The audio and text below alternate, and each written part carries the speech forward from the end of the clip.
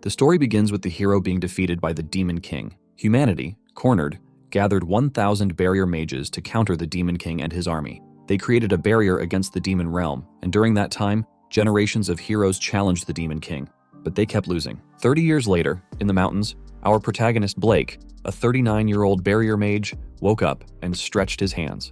After putting on a coat, he stepped out of his hut and remarked to himself that he still felt energetic today. He looked at the swarm of demons outside the barrier he had created. He noticed that the barrier was getting weaker. Kneeling down, he placed both hands on the ground and began to cast a spell to reinforce the barrier. He poured all his energy into thickening it, but observed that the barrier's effectiveness had been weakening faster lately, and the required magical power had increased significantly. Blake hoped that a new hero would soon defeat the Demon King. Meanwhile, in the Demon King's castle, the hero faced the Demon King. They dashed toward each other and launched their attacks simultaneously. The hero screamed loudly while swinging her sword. Along with her attack, she unleashed her power and managed to slash the Demon King while dodging his attack. The Demon King was severely injured, coughing up blood, and could not believe he had lost. He repeatedly muttered that it was unforgivable and tried to say something to the hero, but he died before he could finish. The hero smiled victoriously, raised her sword, and declared their triumph, urging everyone to celebrate. A strong blue light emerged from the Demon King's castle, which Blake noticed. He was shocked and wondered what it was. He then saw the demons outside the barrier collapse and slowly vanish. Blake guessed that the heroes had defeated the Demon King. He also noticed the miasma disappearing and was amazed, realizing that it was true. Blake was glad that the miasma and monsters from the demon realm were vanishing, bringing peace to the world. Knowing that everyone could now live without worry, he reflected on maintaining the barrier for 30 years and wondered if there would be some reward. 1 month later, men appeared at his hut. One of them shouted that he was no longer needed. Confused, Blake asked what they meant. The man accused him of wasting public funds on a useless barrier and called him a money-grubbing fraud. Blake explained that he had been maintaining the barrier to prevent miasma and monsters from escaping the demon realm. But the man pretended not to know anything about it and mocked him, asking what an incompetent, bottom-tier barrier mage could possibly do. Another man kicked Blake out of his hut, shouting that the shabby hut and land belonged to the country. Feeling hopeless, Blake walked away, saddened that his 30 years of hard work had come to this. He decided he had no choice but to return to the village where he had lived as a child. A short time later, Blake arrived at the Adventurers Guild in Hatno Village and was surprised to see a few gold coins on the table. He told the guild receptionist that the reward was too small, but the old lady grew angry and shouted at him not to complain. Blake knew he couldn't survive on such a small amount and felt disheartened, wondering if the barrier had really been useless after all. The next day, Blake was forced to work at the guild despite the low pay, as he had no other job options as a barrier mage. He begged the receptionist for work, telling her he didn't mind if the pay was low. However, the old lady replied that there was no work left for him because no one requested barrier mages anymore. The man behind him teased that he should try weeding or other odd jobs, but another man mockingly added that even those jobs wouldn't need a barrier mage. They laughed at him as Blake stood there, dejected. Blake remained silent while the men laughed at him, but suddenly someone knocked on the guild door. A knight barged inside and asked if there was a barrier mage named Blake present. The receptionist was shocked to see royal knights, and the men questioned why they were in such a rural area, speculating if the incompetent barrier mage had done something wrong. Blake immediately raised his hand and told the captain that he was the barrier mage. Blake. The captain stared at him for a moment while approaching, making Blake uneasy. The knight then informed him that they had come on Hero Alice's orders and were heading to the royal capital, asking if Blake would be willing to accompany them. The men who had been mocking Blake were stunned upon hearing that he was summoned by the hero and invited to the royal capital. They questioned how an incompetent barrier mage could achieve such recognition. Blake replied to the captain that he understood, and the captain apologized for the urgency, explaining that they needed to depart immediately. Pointing to the carriage outside, the captain instructed Blake to board it. As Blake approached the carriage, the men began panicking, asking the old receptionist if Blake really was just a barrier mage, worried they might face punishment for their behavior. The old woman stuttered, suggesting they should apologize. Once Blake entered the carriage, their journey began. He found the ride surprisingly comfortable but felt out of place, unable to believe he had been summoned by the hero. He recalled helping her once before and wondered if she remembered him. Hours later, they arrived at the Hendira Kingdom's royal capital, Miston. Looking out the window, Blake marveled at the sheer size of the city, having never seen so many people before. The carriage rode straight to the castle. Upon arrival, he followed the knight captain inside, feeling increasingly out of place. Suddenly, a sweet voice greeted him, saying, "You've come," and he turned to see Hero Alice, an 18-year-old with a warm smile. She told him she had been waiting for him and asked if he remembered her. When Blake replied that he did, she became excited, expressing how glad she was. Alice thanked Blake for saving her when she was separated from her companions near the demon realm. She explained that she had thought it was the end for her until he helped her. Blake awkwardly replied that he didn't do much and had simply assisted her companions as well.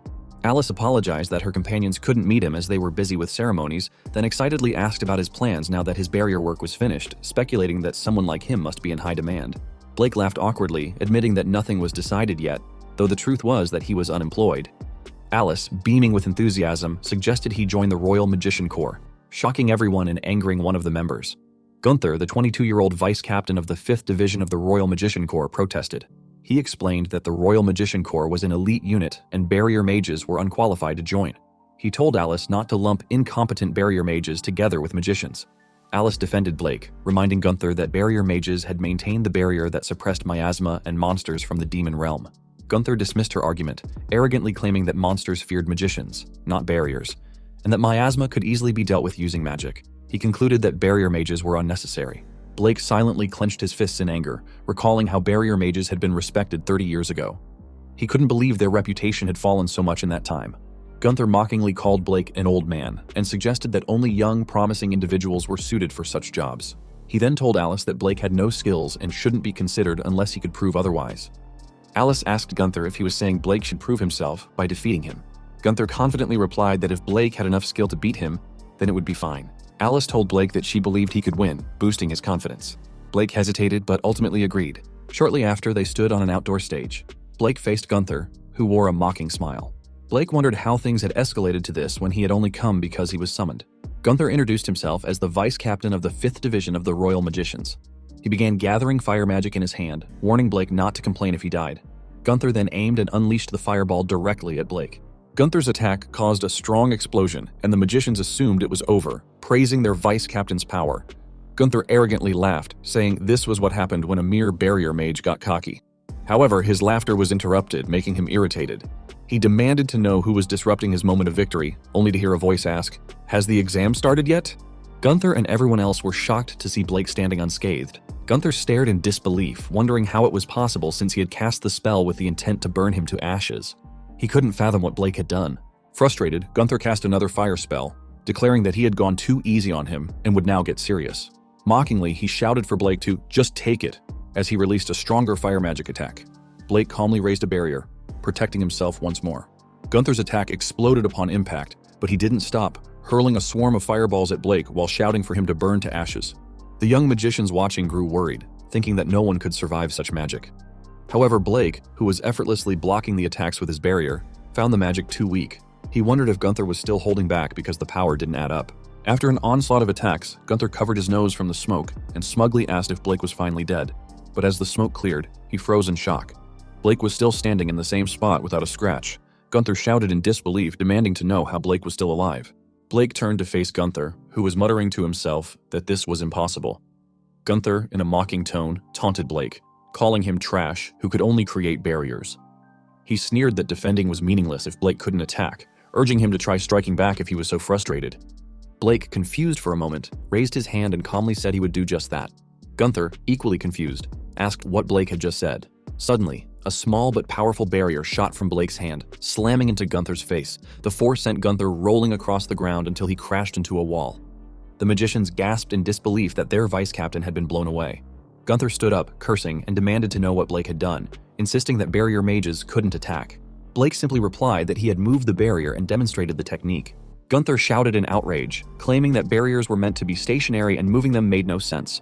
Blake awkwardly explained that after 30 years of setting up barriers, he had gotten the hang of it, jokingly asking if it counted as cheating. The magicians began whispering among themselves, questioning if the barrier mage was actually stronger than the vice captain. They noted that Blake had taken all the attacks without a single scratch. Hearing their whispers, Gunther grew enraged, wondering how he could lose to trash. Realizing his position was slipping, he glanced at his team, who silently nodded back at him. They cast a spell to create a small fireball behind Blake. The fireball grew larger and attempted to burn him from behind, but Blake's shield activated automatically, protecting him. The crowd was stunned, but Alice smiled knowingly.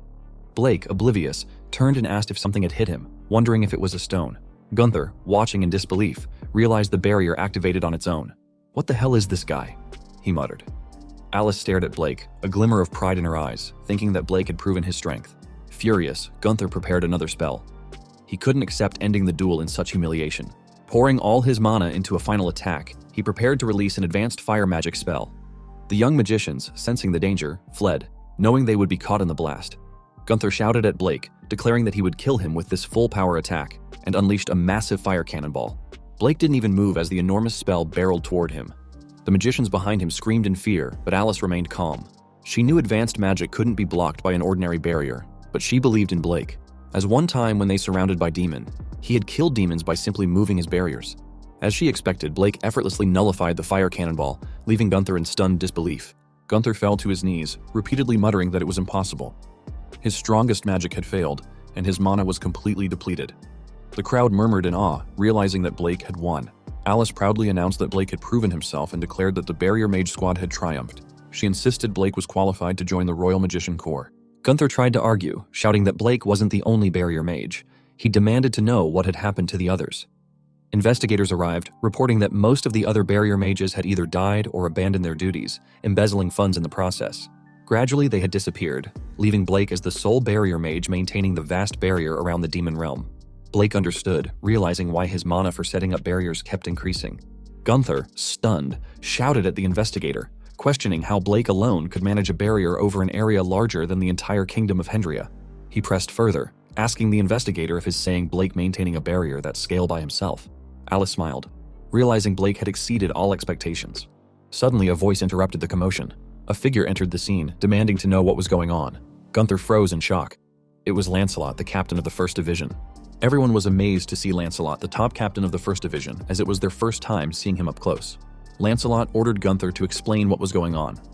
Before Gunther could respond, Alice appeared next to Lancelot and explained that she had recommended Blake, the Barrier Mage, to join the Royal Magician Corps. However, Gunther had doubted Blake's abilities, leading to a practical test. Lancelot asked Alice to confirm if this meant they had conducted a duel, and she replied affirmatively. Gunther angrily glared at Blake, but Blake remained calm. Lancelot then turned to Gunther and remarked that it appeared he had lost. Gunther, flustered, tried to excuse himself by claiming he had gone easy on Blake, insisting it wouldn't have been appropriate to go all out against a mere barrier mage. Lancelot firmly cut him off, stating that he had heard enough of his pathetic excuses. Gunther's frustration was evident, but he didn't dare talk back in fear of Lancelot's authority. Lancelot approached Blake and said that regardless of one's title, if they had the skills, they would be allowed to join. He officially declared Blake a member of the Royal Magician Corps, much to Blake's surprise. The other magicians were equally stunned that Lancelot was allowing a barrier mage into the elite corps, but having witnessed Blake defeat the 5th Division vice captain, they had no objections. Blake smiled in disbelief, wondering if someone like him, who had spent 30 years maintaining barriers, could truly belong in the kingdom's top magician corps. Alice then stepped forward, smiling brightly, and congratulated him. She sweetly told him that she had always believed in him. Blake thanked her, saying it was all thanks to her. Alice brushed it off, suggesting they go out to celebrate instead. Before they could leave, Lancelot appeared behind Alice and sternly asked if she thought she had time for celebrations. Alice sighed in frustration as the magicians grabbed her, and Lancelot reminded her that they needed to get back to work. She resisted, calling out to Blake for help, but they dragged her away despite her protests. Afterward, Lancelot turned to Blake and remarked that Alice seemed to favor him. He asked what kind of relationship Blake had with her. Blake calmly replied that they were merely acquaintances. Lancelot nodded but warned him that many people tried to get close to the hero for ulterior motives, cautioning Blake not to be one of them. With that, Lancelot walked away, while Gunther glared at Blake with pure hatred. A few days later, Blake arrived at the Royal Magician Corps dormitory. He was surprised by the size and grandeur of the building. Upon entering, he looked around nervously, searching for his assigned room. As he wandered, a group of young women noticed him and began whispering among themselves. They wondered why an older man was in the dormitory, noting that he didn't look like a superior officer. His shabby clothes made them suspect he was a commoner. Feeling awkward under their stares, Blake quickly walked away, deciding to find his room as soon as possible. After a few minutes, he located room 206, the room assigned to him. He knocked on the door and opened it, excusing himself as he entered. Inside, a young trainee of the Royal Magician Corps, 16-year-old Sven, turned to face him and asked bluntly, "Who are you?" Blake greeted Sven and introduced himself as his new roommate, starting today. Sven immediately asked, "Why is there an old guy here?" After Blake explained everything, Sven shouted in disbelief, asking if Blake was claiming that he had been recommended by the hero and had defeated Vice Captain Gunther to join the Royal Magician Corps. Sven then shouted at him not to lie, prompting Blake to realize that from an objective perspective, it did sound unbelievable. Sven began shaking, making Blake worriedly ask if he was all right. Sven then shouted that his life in the Corps was over because an old liar guy was on the same team as him. Confused, Blake asked what he meant by same team. Sven explained that roommates were placed on the same team in the new trainee division. Blake nodded in understanding and apologized for being an old man, but assured Sven that he would do his best not to hold him back. Feeling guilty, Sven stuttered that it wasn't entirely Blake's fault. Sven suddenly stopped and noticed Blake's hair, commenting that it was a mess and would get in the way during training. He asked if Blake wanted him to cut it for him. Minutes later, Sven finished cutting Blake's hair and asked how it was. Blake thanked him, saying he felt refreshed. Suddenly, Sven snapped, realizing it was almost time for training. He hurriedly told Blake to change into his uniform, to which Blake quickly agreed. A moment later, they met Therese and Clara, two 16-year-old trainees of the Royal Magician Corps. Therese asked Sven who the old guy was, and Clara mentioned that she had never seen him before. Sven replied that Blake was apparently on their team, and Blake greeted them. Therese was shocked and shouted, asking why an old man was on their team and if it wasn't strange to have him as a new recruit. Clara tried to calm her down, saying she was going too far, but Therese retorted that Clara was probably thinking the same thing. Blake heard their comments but remained calm, acknowledging that all the other recruits were young and that he was the only older person there. Shortly after, a senior officer introduced Blake to the group, announcing that he had just joined. Blake introduced himself as a barrier mage and greeted everyone. The other trainees began whispering, speculating if he was the one rumored to have defeated Vice Captain Gunther. Most doubted the story, thinking there was no way it could be true. Clara and Therese were skeptical, struggling to believe it, while Sven panicked, thinking their team was doomed because Blake was a barrier mage and therefore, in his opinion, weak. From the side, Gunther glared at Blake with hatred, vowing silently that Blake wouldn't get away with embarrassing him. The senior addressed the group, explaining that they were the newest recruits and their divisions hadn't been decided yet. Their performance during training would determine their placements. Blake realized this meant they weren't officially enlisted yet and resolved to work hard and show results. The senior then announced that for their first task, they would conduct a survival exercise. The trainees were instructed to hunt monsters in the Mecha Forest, with points awarded based on their performance. They had 2 weeks to complete the exercise. The announcement caused panic among the trainees, as they all knew that the Mecha Forest was infamous for its miasma pools. The senior, seemingly unconcerned, remarked that it was just bad luck for them and ordered everyone to grab their equipment and depart. Blake picked up his gear, while Sven, terrified, kept muttering that it was over, knowing that the Mecha Forest was no place for rookies. Sven then turned to Blake, begging him not to hold the team back. Blake calmly reassured him that he understood. The senior ordered everyone to board dragon carriages by team, as they would be transported to their respective starting points in the forest. Everyone climbed into their carriages, unaware that Gunther was secretly plotting to make Blake's life hell during the exercise. After hours of traveling, they arrived at the forest. Sven was stunned with horror when he saw the place and shouted, asking what kind of hellish place it was. Sven asked why they had started from a mountaintop far from the forest. Clara observed that it seemed there were no other teams nearby, prompting Therese to ask if they had drawn the short straw. Sven shouted in despair that it was over and that they were totally screwed. He added that he had dreamed of joining the Royal Magician Corps, but this was what he got instead. Therese snapped at Sven, calling him pathetic and reminding him that, as the team leader, he should at least say, "Follow me," or something encouraging. Sven angrily shouted back for her to shut up, complaining that he had only been appointed team leader out of nowhere. Blake excused himself from their argument, causing Sven and Therese to turn to him in irritation and ask what he wanted. Blake calmly suggested that they look at the map and figure out where they were. He added that he'd like to know their exact location. Sven and Therese exchanged silent glances before Sven reluctantly opened the map. He pointed out their current position. Clara commented that it was quite far from their target, but they might make it if they hurried. Therese, however, questioned if it was even possible unless they rushed the whole way. Blake asked if they should leave immediately, and Sven begrudgingly agreed, saying they had no choice. Therese sighed in frustration but told the group to steel themselves for the journey. They began descending the mountaintop and continued walking for hours. Sven grumbled that the luggage was too heavy, making it difficult to walk. Therese, visibly tired, stuttered while asking if they were still not at Mecha Forest yet. Clara glanced at Blake and noticed that, unlike the rest of them, the older man wasn't even breaking a sweat. She silently wondered if Blake was used to such strenuous travel. Hours passed, and night had fallen by the time they arrived at Mecha Forest. Sven immediately noticed the intense miasma in the air, and Therese agreed, noting that a normal person without resistance would die instantly upon entering. Clara reassured them that as magicians, they should be fine with that level of miasma. Therese then asked Sven to confirm their target, a level 2 Komodo dragon. Sven agreed and pointed out that the location of its nest was marked on the map. Blake, curious, asked what the level system referred to, shocking Sven that he didn't know. Sven explained that monsters were classified into 10 levels of strength, with level 1 being the weakest, and level 10 the strongest. Blake thanked Sven for the information, and Sven proudly replied not to mention it. But before Sven could bask in his explanation, Therese and Clara began walking ahead. Therese called back to them asking what they were doing and reminding them that they needed to keep moving. Sven, startled, shouted for them not to leave him behind as he scrambled to catch up. An hour passed as they continued their trek through the forest. Suddenly, rustling came from a nearby bush. The group turned to see goblins hiding within. Sven, recognizing them as level 1 monsters, quickly cast a fire spell and threw it at one of the goblins, boasting that he could handle them alone. His attack hit one goblin, but the 2 remaining goblins leaped at him simultaneously, making him panic. Before the goblins could reach Sven, a surge of strong magical power sliced through them, reducing them to pieces. It was Therese who scolded Sven, reminding him never to let his guard down. Sven sat down, holding his slightly injured arm, and grumbled to Therese that she didn't need to interfere. Clara, noticing his injury, healed him. Sven thanked her and apologized.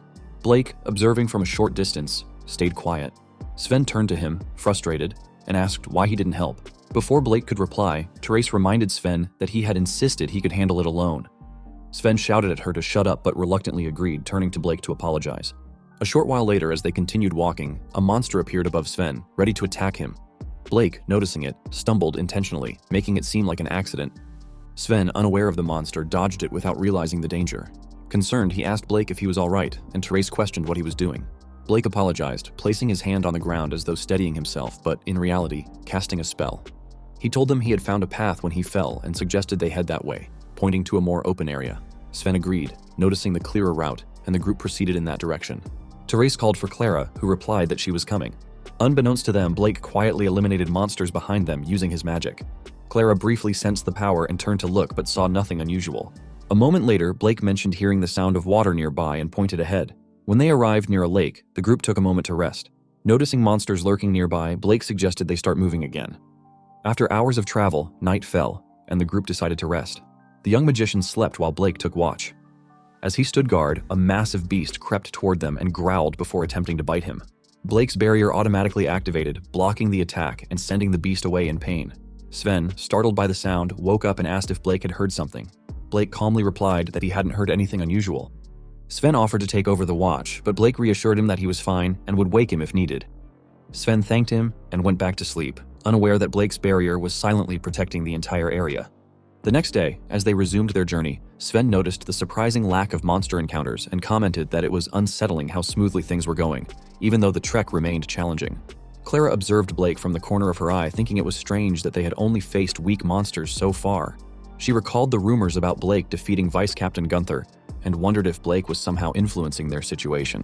Therese interjected, pointing out that the lack of strong monsters was a good thing. She remarked that they were already exhausted from all the walking and encountering powerful monsters would be disastrous. She urged the group to hurry toward the Komodo dragon's nest. Meanwhile, in the Hendira kingdom, Gunther smirked to himself. Convinced that Blake and his team were as good as dead, he had ensured they were sent to the most dangerous location. Even if they managed to reach Mecha Forest, the route was infested with monsters. And should they somehow arrive at the target destination, they wouldn't find a Komodo dragon, but a level 4 salamander instead. As the group reached their supposed target, they froze in terror upon seeing the salamander. The youngest magicians panicked, and Therese shouted that salamanders were monsters capable of burning down entire villages with a single breath. She declared that they needed to run immediately. However, before they could act, another salamander appeared behind them, trapping the group. Sven dropped to his knees, trembling and stuttering that it was over, convinced they couldn't win. Therese and Clara were silent, shaking in fear. The first salamander began gathering fire in its mouth and released a blazing breath toward them. The group screamed in terror. Therese, tears streaming down her face, opened her eyes, confused to find that it wasn't hot. Unbeknownst to them, Blake stood calmly, shielding them from the deadly flames with his barrier. The group was stunned as they saw the barrier blocking the flames. Clara asked in disbelief if it was Blake's doing. The salamander unleashed an even stronger torrent of fire, causing Sven to scream in panic, shouting that it was impossible to escape even with the barrier. Blake slowly walked out of the barrier, surprising everyone. Smiling, he told them to stay put and wait. Sven, alarmed, asked what he meant by that and called out to him. But Blake continued walking forward. Sven shouted desperately, asking if Blake was planning to act as a decoy. He insisted there was no way a barrier mage could defeat a salamander. Therese, trying to remain composed, told them that Blake's sacrifice couldn't be in vain and instructed the team to escape through the weakest part of the flames the moment the barrier disappeared. Sven angrily protested, shouting that they couldn't just abandon the old man. Therese retorted that there was no way they could defeat a salamander. Clara, watching from within the barrier, noticed that the flames outside were beginning to weaken. The team stared in confusion, wondering what was happening. Then they saw it. Blake rushing toward the salamander and with a sharp-edged barrier, slicing its head off in a single swing. The salamander's body collapsed, its severed head crashing to the ground. The group froze in stunned silence, unable to believe what they had just witnessed. Blake had defeated the salamander in an instant. Blake noticed the second salamander to his side gathering an immense amount of fire in its mouth. It unleashed a blazing attack at him, but he managed to jump out of the way. Using his barriers as makeshift shields, he remained in the air. The salamander tilted its head, aiming to attack again, but Blake skillfully avoided the fireballs by creating a ladder of shield tiles in midair. As he reached the salamander, Blake cast a crystallized barrier, wrapping it around his fist. He launched his fist toward the salamander, striking its head with tremendous force. The impact slammed the salamander into the ground, shattering the earth beneath it. With the salamander defeated, Blake deactivated his shields and landed safely. Calmly picking up his equipment, he remarked, "That's the end of it." Reflecting on the encounter, he recalled having fought many similar lizards in the dense forest near the demon realm. He speculated that these salamanders, though said to be level 4, were probably just weaker individuals. The young magicians, still in shock, rushed to him, shouting in awe. They bombarded him with questions. How was he so strong? Was it a barrier technique? How could barriers, traditionally used for defense, be used to attack? Blake, perplexed by their astonishment, replied modestly, saying he didn't think of himself as strong. He explained that he had occasionally hunted monsters while maintaining the barrier in the demon realm, which seemed to downplay his abilities in their eyes. Clara, however, couldn't believe what she had seen. Blake hadn't just used his barriers for defense or attack, he had also used them as a foothold to maneuver midair. She began to wonder if barrier techniques were far more versatile and powerful than she had imagined. Quietly, she concluded that Blake might not be just an ordinary old man.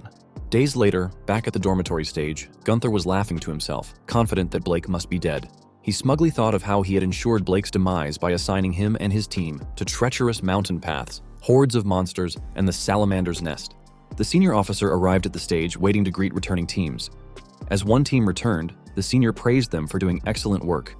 Gunther, watching from the sidelines, scoffed, believing it was impossible for Blake's team to survive. However, the senior announced that Team F had returned first. Gunther froze in shock, unable to process what he had just heard. How could they still be alive? And not only alive, they were the first team to return. Gunther tried to calm himself, reasoning that they must have fled back without completing the task and likely hadn't brought any monster materials with them. The senior officer shouted in disbelief, causing Gunther to smirk, thinking his assumptions were correct. However, the senior then exclaimed his surprise at seeing a salamander's fang among the materials the team had brought back. He declared that it was a top-level result in their training history. Gunther began to sweat, unable to believe that a group of so-called dropouts and a barrier mage had managed to defeat a salamander. The senior praised the team for their outstanding performance and announced that their success would significantly boost their scores. He encouraged them to keep up the good work in future training. The team cheered, thrilled by their achievement. The senior then turned to his co-senior and asked if there was a salamander's nest on the training route. The co-senior, puzzled, replied that the preliminary survey had only identified low-level monsters in the area. Meanwhile, Sven proudly proclaimed that he couldn't believe they were at the top of the leaderboard. Therese reminded him that most of the credit belonged to Blake, as he had defeated the salamander and guided them safely back. Clara agreed, noting that they couldn't have accomplished it without him. Sven approached Blake shyly and thanked him. Blake modestly replied that it wasn't true, insisting that they had overcome obstacles because everyone had worked hard and all he had done was lend a little help. Sven was visibly moved by Blake's humility. Therese smiled and told Blake that she would choose to believe him anyway. Sven added that Blake was a good guy, and Clara also thanked him. However, Blake couldn't shake the feeling that they had been at a significant disadvantage compared to other teams, and suspected that their success might not have been entirely coincidental. While the group chatted and celebrated, Gunther stood nearby, shaking with rage and glaring at Blake. His mind swirled with thoughts of revenge, vowing that he wouldn't let it slide. A few days later, the trainees gathered for another session. The instructor announced that today's training would take the form of a competition, and the teams were to split up accordingly. Sven remarked that the main training ground seemed cramped, and Therese suggested moving to the less crowded second training ground. Clara agreed, and the group headed off in that direction. Gunther noticed them leaving and smiled as a devious plan began forming in his mind. At the second training ground, Sven suggested testing Blake's abilities, but Blake jokingly told him to take it easy on him. Suddenly, Gunther appeared and ordered them to wait. Gunther added that since they were using the second training ground, he would instruct them personally. Sven whispered to Therese, asking why Vice Captain Gunther was participating in their training. Therese replied that she had heard he was helping out due to a shortage of instructors. Gunther noticed their whispers and shouted at them, demanding to know what they were talking about before ordering them to gather immediately. The group reluctantly replied, "Yes, sir."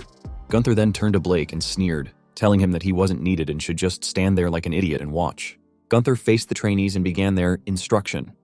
Moments later, Therese was lying on the ground, covered in injuries. Clara rushed to her side and healed her wounds. Gunther teased them, asking why they weren't taking the exercise seriously and pointing out that if their opponent were a real monster, they would already be dead. Gunther shouted at them to get up, declaring that the instruction wasn't over yet. Blake tried to approach the injured trainees, but Gunther barked at him to stay put, reminding him that he had been ordered not to move. Gunther mockingly explained that he was only instructing the trainees because they were weak. Blake glared at Gunther in anger, but Gunther merely smirked, pleased to see the frustration on Blake's face. It was exactly what he wanted, to make Blake feel powerless. Gunther turned back to the trainees, demanding they stop dawdling and get into position. Gathering fire magic in his hands, he aimed it at the group. "If you can't get into position," he shouted, "I'll make you." Gunther released a torrent of fire toward the terrified trainees who screamed in fear. Gunther's attack exploded, but he teasingly told Blake that it seemed his comrades had gotten into quite a predicament and that his hand had slipped because Blake had insulted him. Gunther then faced Blake and told him not to misunderstand. It was just guidance, and he hadn't killed them. However, he admitted he might have gotten a bit too passionate with the guidance, so they were probably a bit singed. Gunther proudly pointed at the new trainees, telling Blake that the smoke was starting to clear and that he should behold the miserable state of his comrades. But when the smoke disappeared, the trainees were safe, thanks to a shield. This shocked Gunther, who asked why they were unharmed. Sven looked at his body, wondering if it was a barrier and if the old man had created it. Gunther glanced at Blake, wondering if he had done something, but noticed that Blake hadn't moved. Meanwhile, the instructors noticed the situation between Gunther and Team F. They also saw that the trainees looked pretty beaten up and asked what had happened. Gunther explained that he was giving them guidance, but it seemed the trainees had reached their limit, and he was just about to wrap things up. However, Sven shouted that it wasn't guidance but bullying, and Therese angrily added that she was furious Gunther had planned to end it like that. Blake observed them, and Clara firmly said that she wanted to win with everyone's power. The three trainees confidently looked at Blake, and he nodded in response. They all then told Gunther that they could still keep going, urging him to continue the guidance and promising they wouldn't lose. The instructors were touched by their determination and encouraged them to hang in there and not lose to the vice captain. Gunther, annoyed but unable to back out without losing face, agreed. The trainees encouraged each other to work together and win. Gunther unleashed his fire magic, telling them there was no way they could beat him. He attacked with a huge fireball, but they didn't even flinch, remaining unharmed thanks to Blake's shield. Sven teasingly told Gunther that his magic wouldn't work on them. Gunther was shocked to see a barrier around them and called them cowards. However, the trainees simply aimed their magic at Gunther while Sven mockingly asked who was really being underhanded, calling Gunther a bastard. The trainees then launched their combined attack at Gunther. Sven was thrilled that they had managed to land a hit, but Gunther furiously glared at them and called them bastards, threatening that they wouldn't get away with it. This shocked and frightened them. Blake immediately jumped in to protect the trainees, glaring at Gunther. Suddenly, one of the instructors shouted that it was enough and demanded to know what Gunther was doing. Gunther tried to explain that he was just providing guidance, but the instructor sternly told him to stop making excuses. He stated that he knew Gunther held a grudge against Blake and had been harassing Team F. The instructor revealed that he had investigated everything and angrily announced that, as of that day, Gunther was relieved of his duties and should prepare for demotion. Gunther was left speechless, wondering why he had to suffer like this and blaming it all on Blake. A moment later, they were in the room when Sven remarked that Gunther got what he deserved, which they all agreed with. Therese added that it felt so good to see it and mentioned that even their starting point for the exercise seemed to have been part of Gunther's harassment. Sven called Gunther a scumbag for holding a grudge against Blake. Blake apologized to them for causing trouble because of him, but Sven immediately told him it wasn't his fault. Therese agreed that they had gotten caught up in it, prompting Sven to tell her not to say things like that. They all gathered around Blake and asked him how he was so strong. Therese told him that he was using barriers unlike anything she had ever seen, and Clara said she was interested. He was about to reply when there was a knock on the door. A lady opened it and informed him that, by order of Lady Edda, the Witch of Wisdom, they had come to escort him. Confused, he pointed at himself, but the lady grabbed him and dragged him out of the room, saying they should depart at once. Therese asked if she meant Edda, the hero's party member, while Clara wondered aloud who Blake really was. A moment later, they arrived at the Hendria Kingdom, specifically at the Magic Research Institute. The Witch of Wisdom and director of the institute, 13-year-old Edda, greeted him and said it had been a while. He greeted her back, telling her he was glad to see that she was doing well. He was about to pat her head when the lady stopped him, stuttering as she reminded him that Edda was a once-in-a-generation genius magician, and treating her like a child was extremely disrespectful. He apologized to Edda and asked if she didn't like it, but Edda replied that it was fine and she didn't mind. Edda quickly moved to the point, explaining that the reason she called him there was to borrow his power to capture monsters. She explained that capturing monsters was difficult. Physical cages didn't work because the monsters would just rampage. Furthermore, while it varied by individual, monsters emitted miasma, which limited research to on-site studies. Even then, those studies had their limits. Edda added that if they could capture and examine monsters at the Research Institute, they could investigate monster ecology and characteristics, analyze miasma, and potentially develop countermeasures against it. Blake noted that heroes had the goddess's protection, allowing them to completely block miasma. This meant only the hero's party could enter the demon realm with its high miasma concentration. Returning to the original topic, Etta asked Blake if he could capture monsters of level 5 or higher using his barriers. One of the ladies interrupted, saying Etta was overestimating barrier mages and that such a thing wasn't possible. However, Blake simply replied that he thought he could. The lady was shocked and asked him to repeat what he had said. He calmly reiterated that he could capture monsters of level 5 or higher, which made Etta relax and smile. He reasoned that if a salamander was level 4, capturing level 5 monsters should be fine. However, the lady angrily shouted at him, accusing him of making outrageous claims just because Etta was present. She insisted that there was no way he could do it with mere barriers. Blake reassured her that he thought it would be fine, but the lady accused him of lying. Etta intervened, firmly stating that Blake's cooperation had already been decided and she wouldn't tolerate further objections. This frightened the ladies, who immediately apologized. Etta then told Blake not to worry about the Magician Corps because she would submit a request to count his research cooperation as training. Blake acknowledged her plan and thanked her. However, the ladies silently speculated that Blake might have some kind of leverage over Etta and decided they needed to protect her, which gave Blake a bad feeling and made him worried. Etta then loudly announced that they were heading to the abandoned Burburn mine and instructed everyone to move out immediately. Minutes later, they were all ready. Etta told Blake that it was a stroke of luck to be reunited with her benefactor. She asked him if he had met the others, to which he replied that he had met Alice, and Alice seemed to be doing well. This made Etta laugh as she remarked that Alice was always like that. They laughed together, which irritated the lady, who wondered why Blake seemed to get along so well with Etta when he was just a mere barrier mage. Etta then recounted that if he hadn't saved them in the Forest of Death, they would have undoubtedly lost their lives. Blake recalled that day. He had been hunting in the forest just outside the demon realm, the Forest of Death. By chance, he had found someone alive being attacked by monsters, so he stepped in to save her. When he asked Alice if she was all right, she begged him to help her comrades. He immediately carried Alice and searched the area, eventually finding Etta surrounded by monsters. Etta explained that the Forest of Death bewilders the senses of those who enter, causing them to get separated and wander aimlessly. She added that if he hadn't saved them, they would have died there, and thanked him again for his help. Blake whispered to her that he hadn't done anything special, but she laughed and told him he hadn't changed a bit. Suddenly, children ran past them, happily playing. Blake observed them, and remarked that they looked like they were having fun. He shared that he had been maintaining barriers alone since he was 9 and envied that kind of carefree life. Etta responded surprised that he had been alone all that time. Blake wondered if she had ever played like that, but Etta proudly replied that she was a natural-born genius magician and would never have played with children. Yet as she peeked at the children, her gaze softened, and she stared at them sadly. A few days later, they arrived at the abandoned Burburn mine. They noticed there was more miasma than they had expected. The lady remarked to Etta that it seemed dangerous for anyone except her. Etta then asked Blake if it was possible for him to create a barrier around them and move it. The lady softly doubted it, wondering if such a thing was possible. Blake replied that he could, making the lady shout in disbelief, insisting there was no way it was possible. Without a word, Blake began casting his barrier magic and walked into the dense miasma. The lady shouted that entering such high-density miasma was suicidal and that this was the result of trying to show off. But Blake turned back and casually asked if they weren't coming, leaving them all stunned that he was still alive. Etta remarked that the effects of Blake's barrier were as they could see and decided they should leave the dragon carriage behind, as it couldn't enter the mine. This further shocked the group. As they entered the mine, they marveled that the barrier truly protected them from such an intense level of miasma, something they had never even heard of before. Despite this, the lady arrogantly claimed that a barrier blocking miasma wasn't that impressive. As they walked deeper into the mine, Blake noted that there were no monsters nearby. Etta explained that it seemed there was a miasma pool deep inside. Blake surmised that this meant there must be a creature causing the miasma. Etta added that it could also be a cursed object or a natural phenomenon. She elaborated that cursed objects, whether created by humans or naturally occurring in ominous places, generate miasma. Sometimes powerful monsters that produce large amounts of miasma are suddenly born. Miasma creates monsters, which in turn intensify the miasma, resulting in the birth of even more monsters. The Demon King was the ultimate example of this cycle. Etta explained that, strangely enough, when they defeated the monster that was the source of the miasma, all monsters born from the miasma disappeared. Similarly, when the Demon King was defeated, half of the monsters in the demon realm vanished.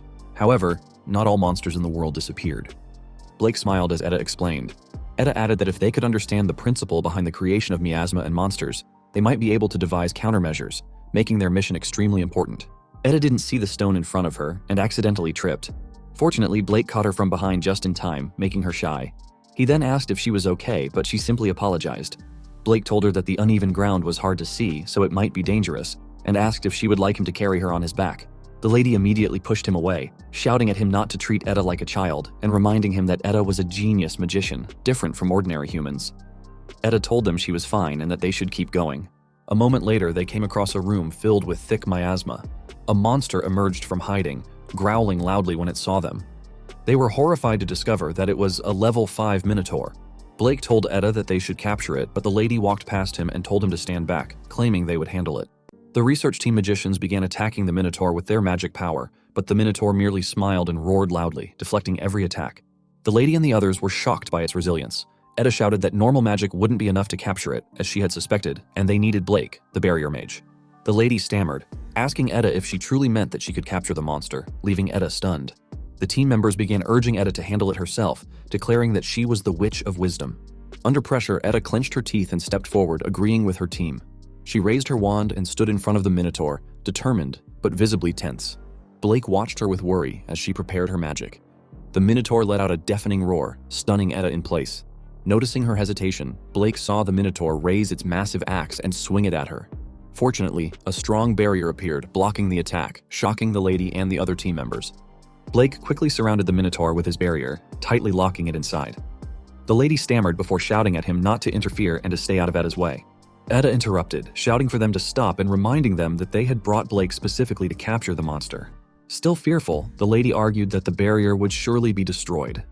Etta calmly told them to look at the monster and explained that a refined barrier could block and purify miasma. By sealing the monster within the barrier, they could weaken it. The lady stuttered, admitting she hadn't known barriers had such effects. Etta approached the barrier, astonished to see the level 5 monster rendered completely powerless. She thought it was an incredible feat, knowing her magic couldn't achieve such results. Turning around, Etta thanked Blake for capturing the monster. She then told everyone that they should return immediately. Walking past Blake with a smile, she told him he had saved them and to keep carrying the monster like that. Blake watched her walk out first, wondering with concern if she had been scared. Days later, Etta praised everyone for doing a great job and announced that they could now begin researching the captured monsters. The team stared at the huge minotaur in front of them. Etta knocked on the barrier holding the minotaur and remarked that barriers were truly convenient, as they could move such a large body with ease. She asked Blake how long he could maintain the barrier, to which he replied that as long as he was nearby, he could maintain it semi-permanently. However, he added that normal barriers lose their effect when the magic supply is cut off. Etta noted that this was problematic and asked if there was a way around it. The lady suggested that it might be better to recapture the monster using Etta's magic power, but Blake pulled out a seal mark and told Etta it should solve the issue. The lady became irritated, asking if there was anything Blake couldn't do. Etta asked him what the seal mark was, and Blake explained that it was a magic circle he had created to maintain the barrier around the demon realm. It could automatically sustain the barrier for a while without constant input of magic power. Etta paused, remembering seeing something similar near the demon realm. She mentioned that she had never heard of such a magic circle and commented that the creator must have been quite remarkable. Blake awkwardly laughed and thanked her, surprising Etta. She asked if he had created it himself, to which he simply replied yes. He then explained that he believed he was around 9 years old when he developed it. Blake elaborated, saying that 30 years ago, as the demon realm's miasma was eroding the continent, barrier mages were gathered to address the crisis. However, there was nothing prepared for them, and at first they had to maintain the barrier directly. Naturally, this meant they couldn't leave their posts. To solve this, he developed a magic circle that could store magical power. By injecting magic power into it, the barrier could be maintained for extended periods, allowing the mages to take breaks and get food. He added that with 100 people replenishing the magic power, they planned to create a barrier around the entire demon realm. However, in the end, it seemed he was the only one left to carry out the task. As a result, the process required a massive amount of magic power, which was extremely difficult. Everyone was shocked upon hearing his story. Noticing their reactions, Blake asked if something was wrong. Etta excitedly told him that he had accomplished something incredible and asked why he wasn't boasting about it more. He replied that it wasn't really a big deal, then placed both his hands on the magic circle and suggested they set aside that story for now. Blake began casting magic power and asked Etta if they should activate the barrier magic circle. He then cast a barrier around the minotaur, telling her that it should last for a few hours. Just to be safe, he said he would stay nearby during the research. Etta smiled and told him that was very helpful. Etta announced to everyone that the research could now begin and tasked her team with analyzing the monsters and miasma. They all agreed enthusiastically and quickly got to work. Moments later, the research team was busy while Blake stood guard over the minotaur. Later that night, everyone else had gone to rest, leaving only Blake and Etta in the lab. The lady excused herself and Blake noticed that everyone except Etta had gone home. Etta, still busy with her work, told him she had prepared a room for him in the research facility. She suggested he feel free to return there anytime and reminded him he only needed to be present when a magic injection was necessary. Blake asked her about herself. She replied that she had to continue advancing the research as quickly as possible to protect the citizens who feared the threat of monsters and miasma. Blake told her he would stay, which prompted Etta to ask if he was being considerate. She added that if that was the case, it wasn't necessary. Blake replied that he was simply worried the barrier might break, as this was his first time setting up an injection-type barrier outside the demon realm. Etta, unfazed, told him to do as he pleased, to which Blake responded that he would. 1 week later, the team was still researching the monster and miasma. At night, as always, everyone had gone to rest, leaving only Etta and Blake in the lab. The lady excused herself to rest as well. Blake told Etta he was stepping out for a bit, and she simply signed for him to go. He then approached the lady and asked if she had a moment. The lady asked what it was, and Blake explained that he didn't mean to interfere with their policies, but was curious why everyone except Etta left early. The lady angrily asked if he was being sarcastic, calling him an outsider, and told him not to meddle. Blake calmly replied that Etta had been researching alone the entire time and asked if they didn't intend to help her. The lady retorted that he didn't understand and explained that Etta was a genius, so there was nothing ordinary people like them could do to assist her. She added that Etta wasn't just a genius in magic but also in research, and no one could keep up with her.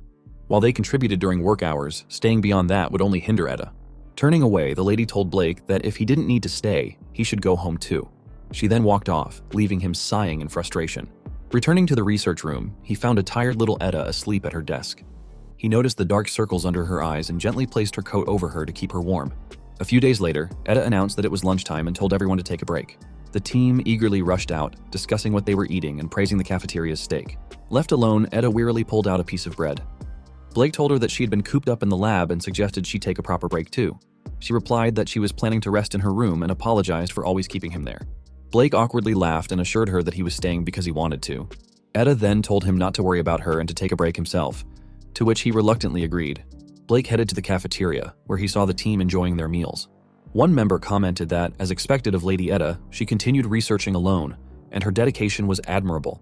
Others chimed in, proudly stating that they couldn't even compare to her and would only get in the way. They also mentioned that the research level was so high they didn't even understand what Etta was doing, and praised her for being able to capture monsters on her own without issue. The lady confidently told everyone to leave everything to Etta, saying all problems were solved by her genius.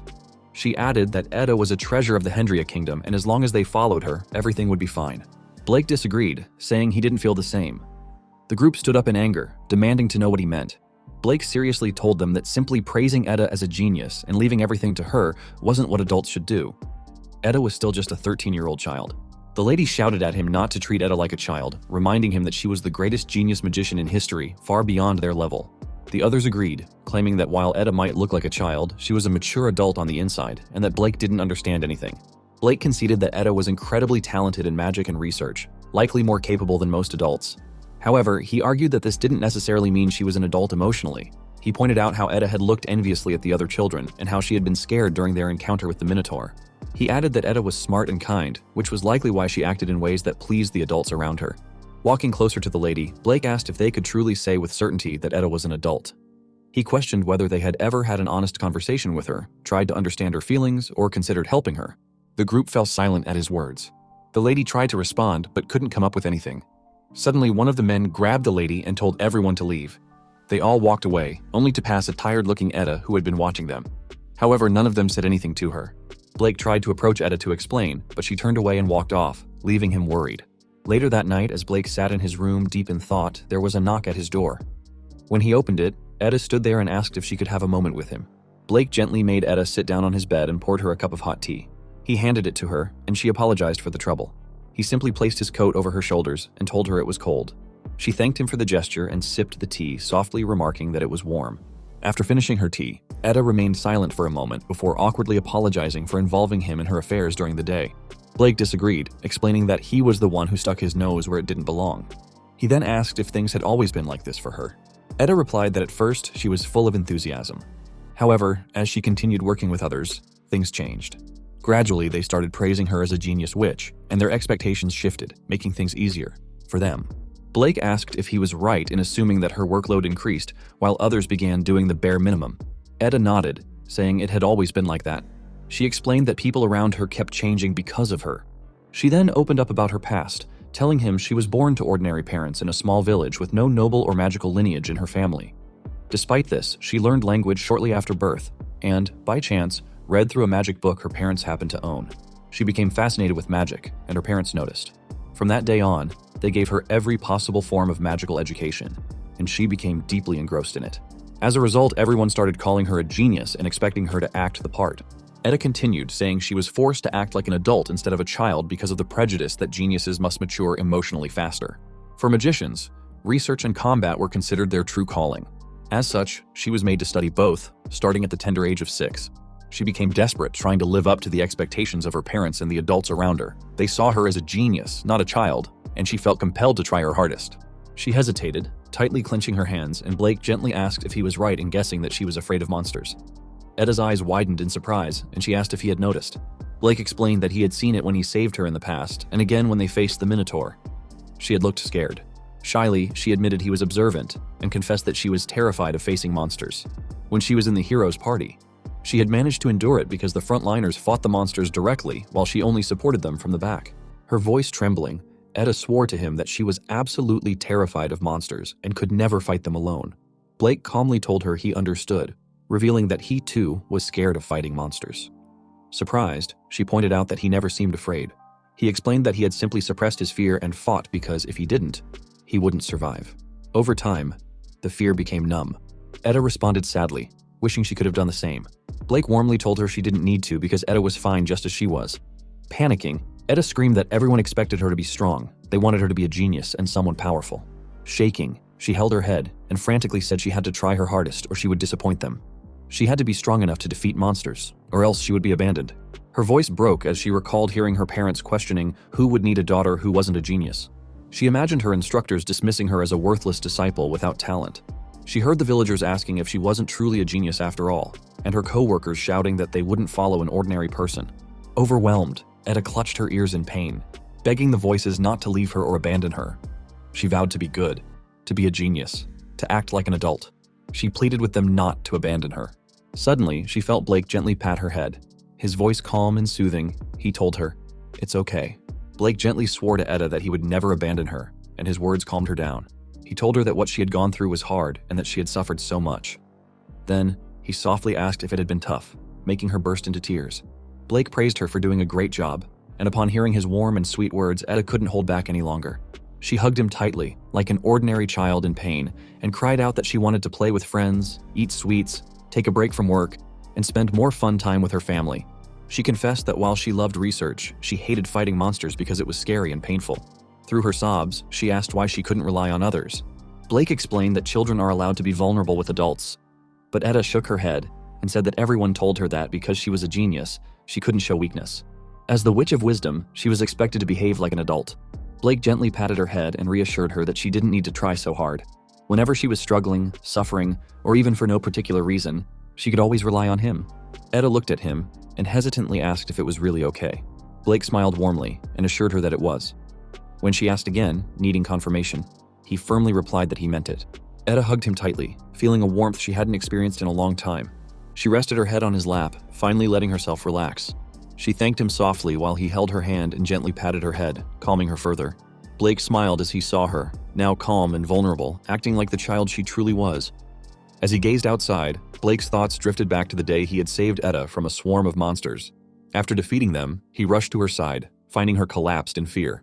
Later, as Eda and Alice rested, he prepared to step away to reinforce the barrier when he heard Eda crying in her sleep. Her trembling hand reached out as though searching for someone. In that moment, Blake saw a pitiful child who just wanted to be accepted. He held her hand, and just like now, she calmed down and relaxed at his touch. Even in her sleep, Eda begged him not to go and not to leave her all alone. Blake had gently replied that he was right there and wasn't going anywhere. A few days later, Blake was strolling down the street in casual clothes. As he waited, a child approached him, her voice cheerful as she asked if she had kept him waiting. Blake smiled warmly as he saw Eda dressed like a child, free from the burdens of her title and expectations. Several days ago, Eda encouraged her team, saying they should work hard together that day as well. They stutteringly replied with a hesitant yes, and agreed to do their best. They began their tasks while Eda focused on hers, unaware of their awkward glances in her direction, something Blake noticed. At night, as usual, everyone took their leave, leaving Eda alone in the research room. The next day, the same routine repeated. Eda led the team as usual, and the day after that, nothing changed. Everyone continued to act the same. On the fourth day, while Eda was reading a book, she realized she couldn't focus or understand anything. Frustrated, she shut the book and walked toward Blake. Without warning, she hugged him tightly and shouted that she couldn't take it anymore. She confessed she was exhausted and didn't want to do anything else. Blake softly patted her head and told her it must have been tough. Eda, comforted by his warmth, happily asked him to pat her more and give her a big hug, which he gladly did. Noticing her stress, Blake wished he could do something for her. He asked if she had a day off the following day and whether there was anything she'd like to do. Eda replied that there was. She wanted to go out with him. The next day, they met at the street market. Eda asked if she had kept him waiting, but Blake smiled and assured her he hadn't waited at all. He then asked if they should get going. As they strolled through the bustling market, both were amazed by the variety of stalls and the lively crowd. Blake asked if it was her first time visiting the market street, and Eda admitted that it was. She explained that since coming to the royal capital, she hadn't gone out much and had never played in the city before. Blake smiled and told her it was wonderful, confusing her. Taking her hand, he softly dragged her along, saying that exploring something for the first time was always more fun. Eda's excitement grew, and she wholeheartedly agreed. They explored the market together, sampling sweets and enjoying themselves. At one point, Eda noticed a group of children chasing each other and playing. Blake encouraged her to join them. Watching her play happily like a normal child made him smile. As night fell, the market stalls began to close, and it was time for Eda to say goodbye to her new friends. She smiled warmly at Blake and thanked him for the day. On their way back to the Magic Research Institute, Eda stopped to admire some shiny jewelry at a nearby stall. Blake noticed her gaze and asked if she had found something she liked, which made her flustered. She hesitated but began looking at the jewelry. Blake picked up a necklace with a shining blue pendant that she had been staring at and told the seller he would take it. Eda panicked, insisting she would pay for it herself, but Blake smiled and told her it was a gift. Stunned, Eda watched as he paid for the necklace.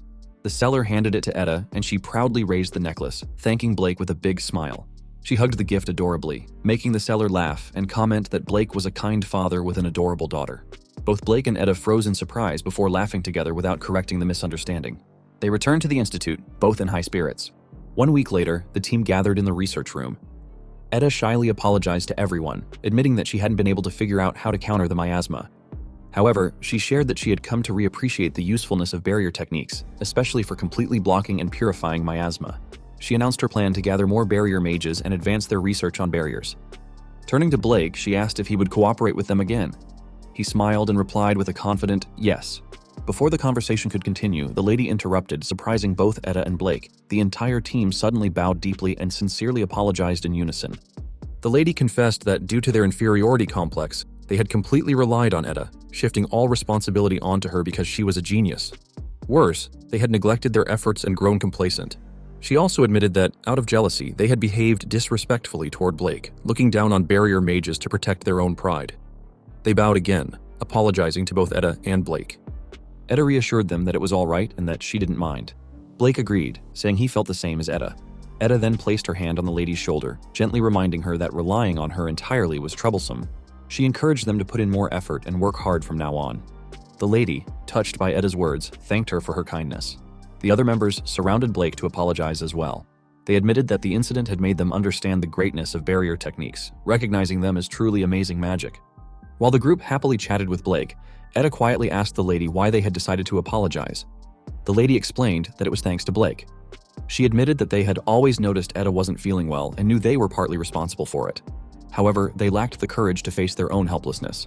The lady added that Blake had scolded them, helped Eda, and made her cheerful again, which gave them the courage to take a step forward.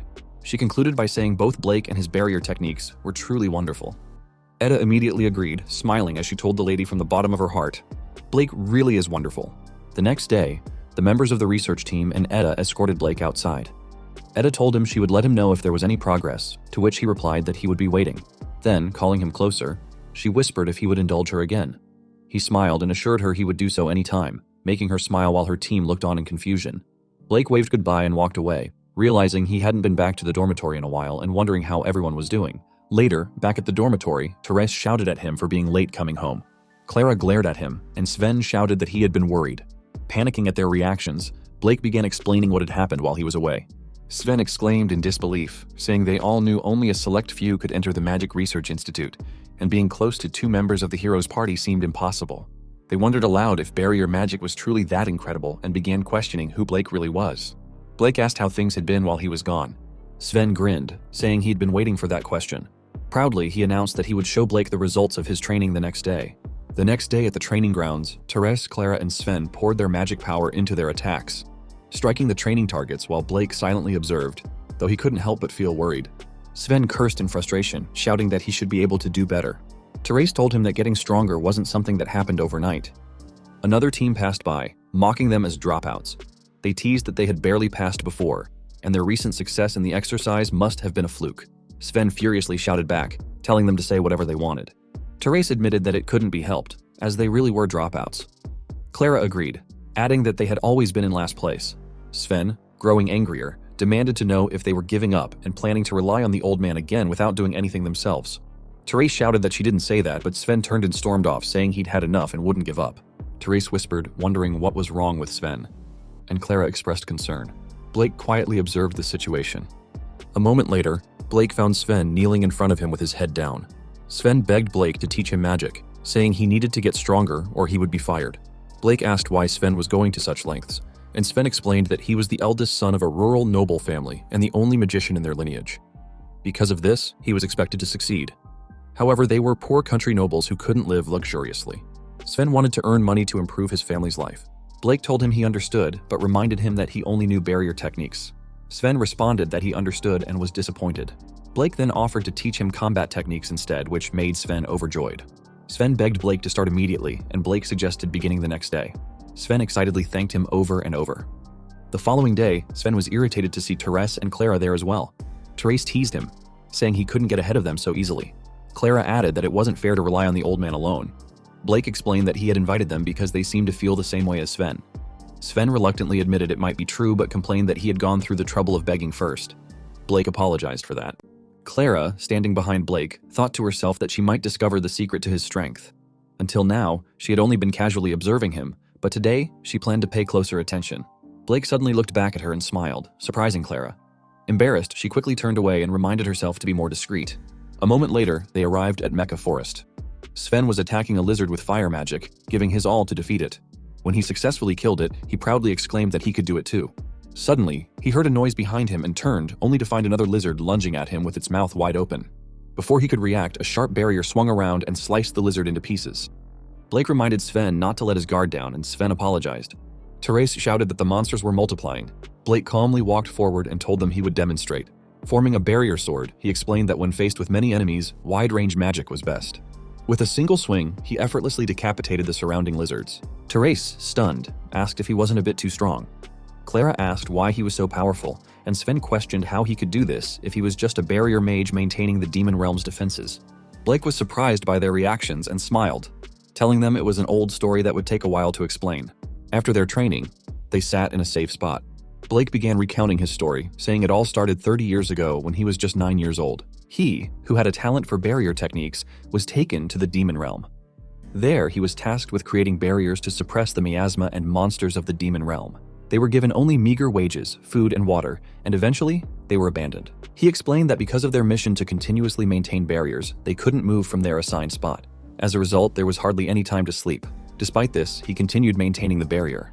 However, food began running out, and they couldn't get more supplies.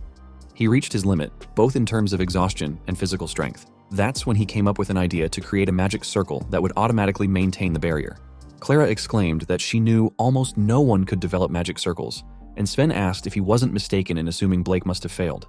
Blake replied that he managed to succeed through sheer effort, shocking Sven, who found it hard to believe. Blake continued, explaining that within a few days, he developed a magic circle that could be infused with magical power. On that day, he slept like a log. A few days later, he gave all his money to a passing merchant and asked him to relay the method for creating the magic circle to other barrier mages. However, his next problem was food and shelter. He decided to enter the nearby forest for hunting and gathering, but it was teeming with monsters. Frightened, he quickly ran back to the barrier. Although rations arrived every few months, even those eventually stopped coming. Desperate, he ventured into the forest again. He managed to gather some mushrooms but was spotted and attacked by a monster. Terrified, he ran for his life. With no other choice, he used his barrier to halt the monster for a moment, allowing him to return safely to the barrier. There wasn't much to gain, and the dense miasma in the forest required purification. Above all, his barriers were ineffective against monsters, so he resolved to become stronger. He focused on improving his barrier techniques, eventually succeeding in strengthening them to allow for short-term restraints. Thanks to these improvements, he could gather resources more efficiently. 3 years later, at the age of 12, he was hunting in the forest when a monster appeared beside him. He easily trapped it inside a square barrier and walked away, continuing his task. After years of training, His barrier techniques had become so refined that he could restrain most monsters for several minutes. He put down his gathered food and checked his magical power, feeling a sense of growth. However, he realized he still lacked the ability to defeat monsters. At that time, he realized that although his barriers were extremely sturdy, they couldn't be moved, making them unsuitable for attacking. Determined to find a solution, he worked tirelessly. 3 years later, when he was 15 years old, he finally succeeded in making the barriers mobile. He named this new method the offensive barrier technique. Using it, he hunted his first meat in years, purifying it to remove the miasma. He ate it with tears of joy.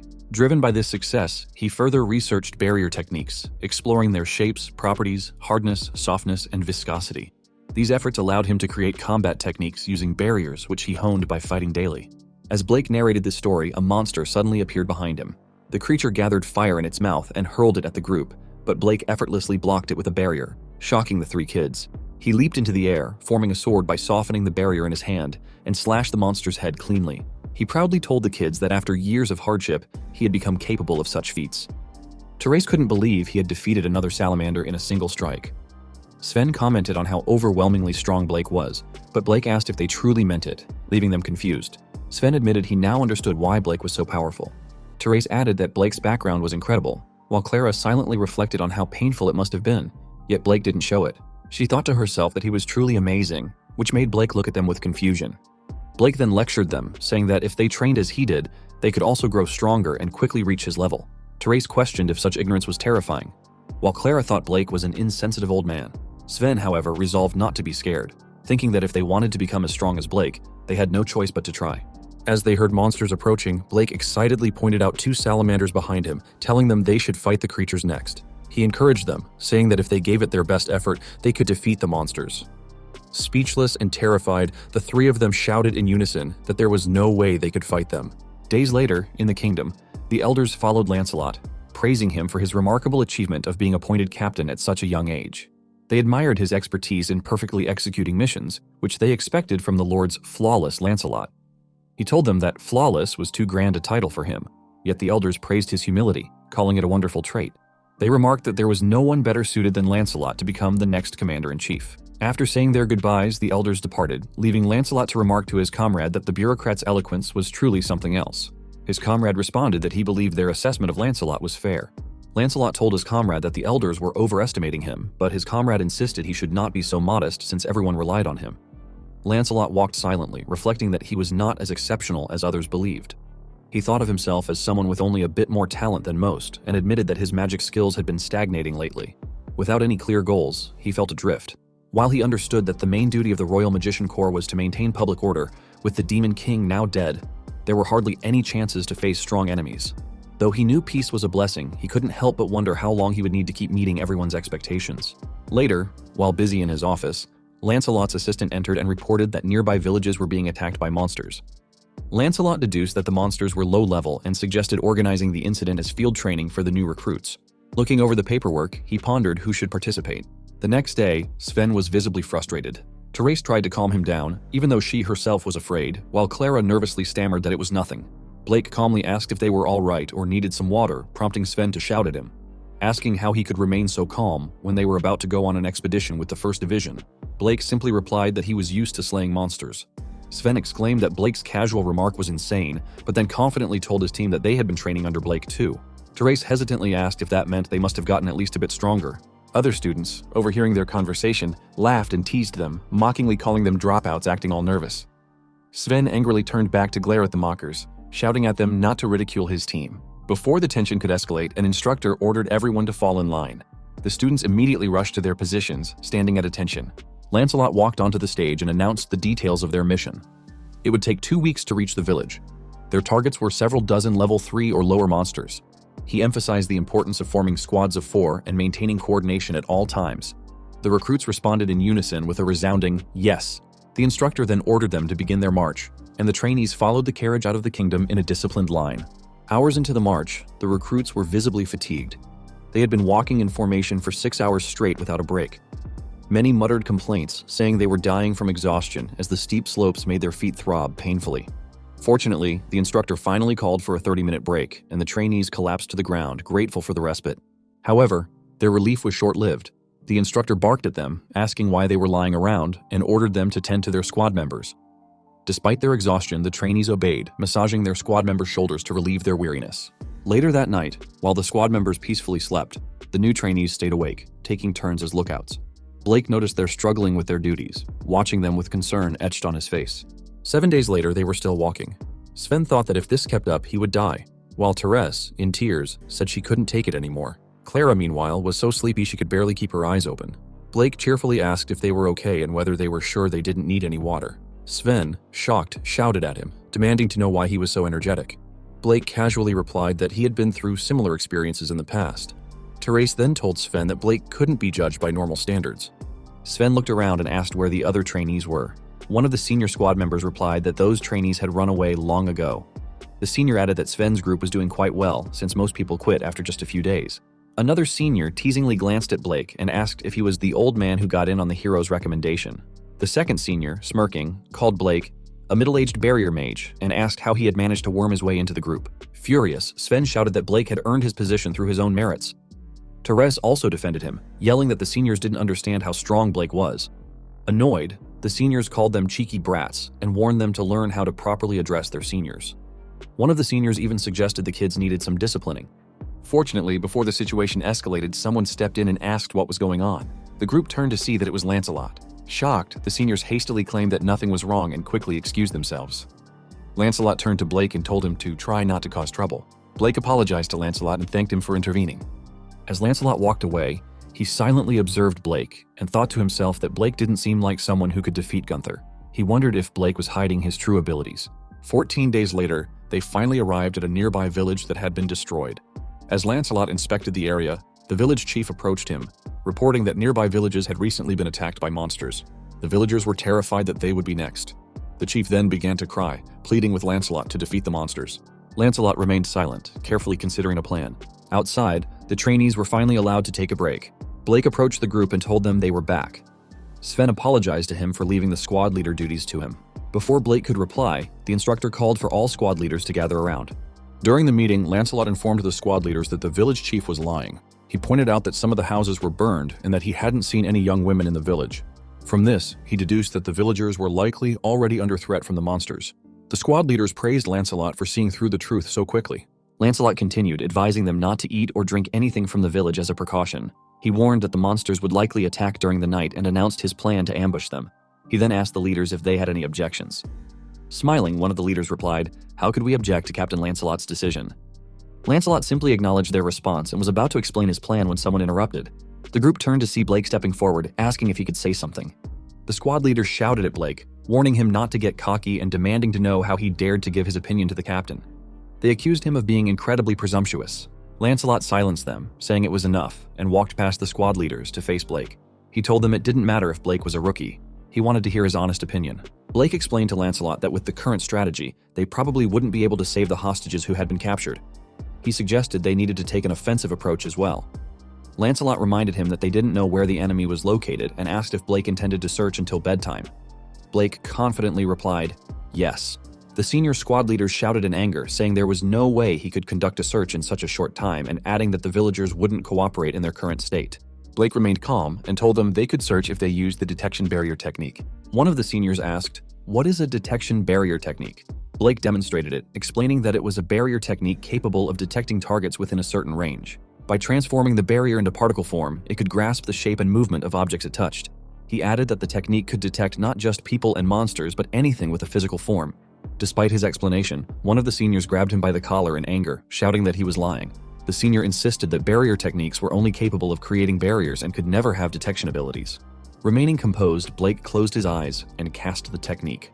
Without looking back, he calmly stated, "One of you is yawning and the other is drinking," referring to the two seniors behind him. The seniors were shocked and demanded to know how he knew that. Still unable to believe him, they accused him of being in cahoots with others. Fortunately, Lancelot intervened, assigning Blake's squad the task of locating the monster's lair and rescuing the hostages. The senior leaders were stunned and furious, but Lancelot explained that involving rookies in the attack wouldn't change the situation. Instead, assigning them a task with even a slight possibility of success was more logical.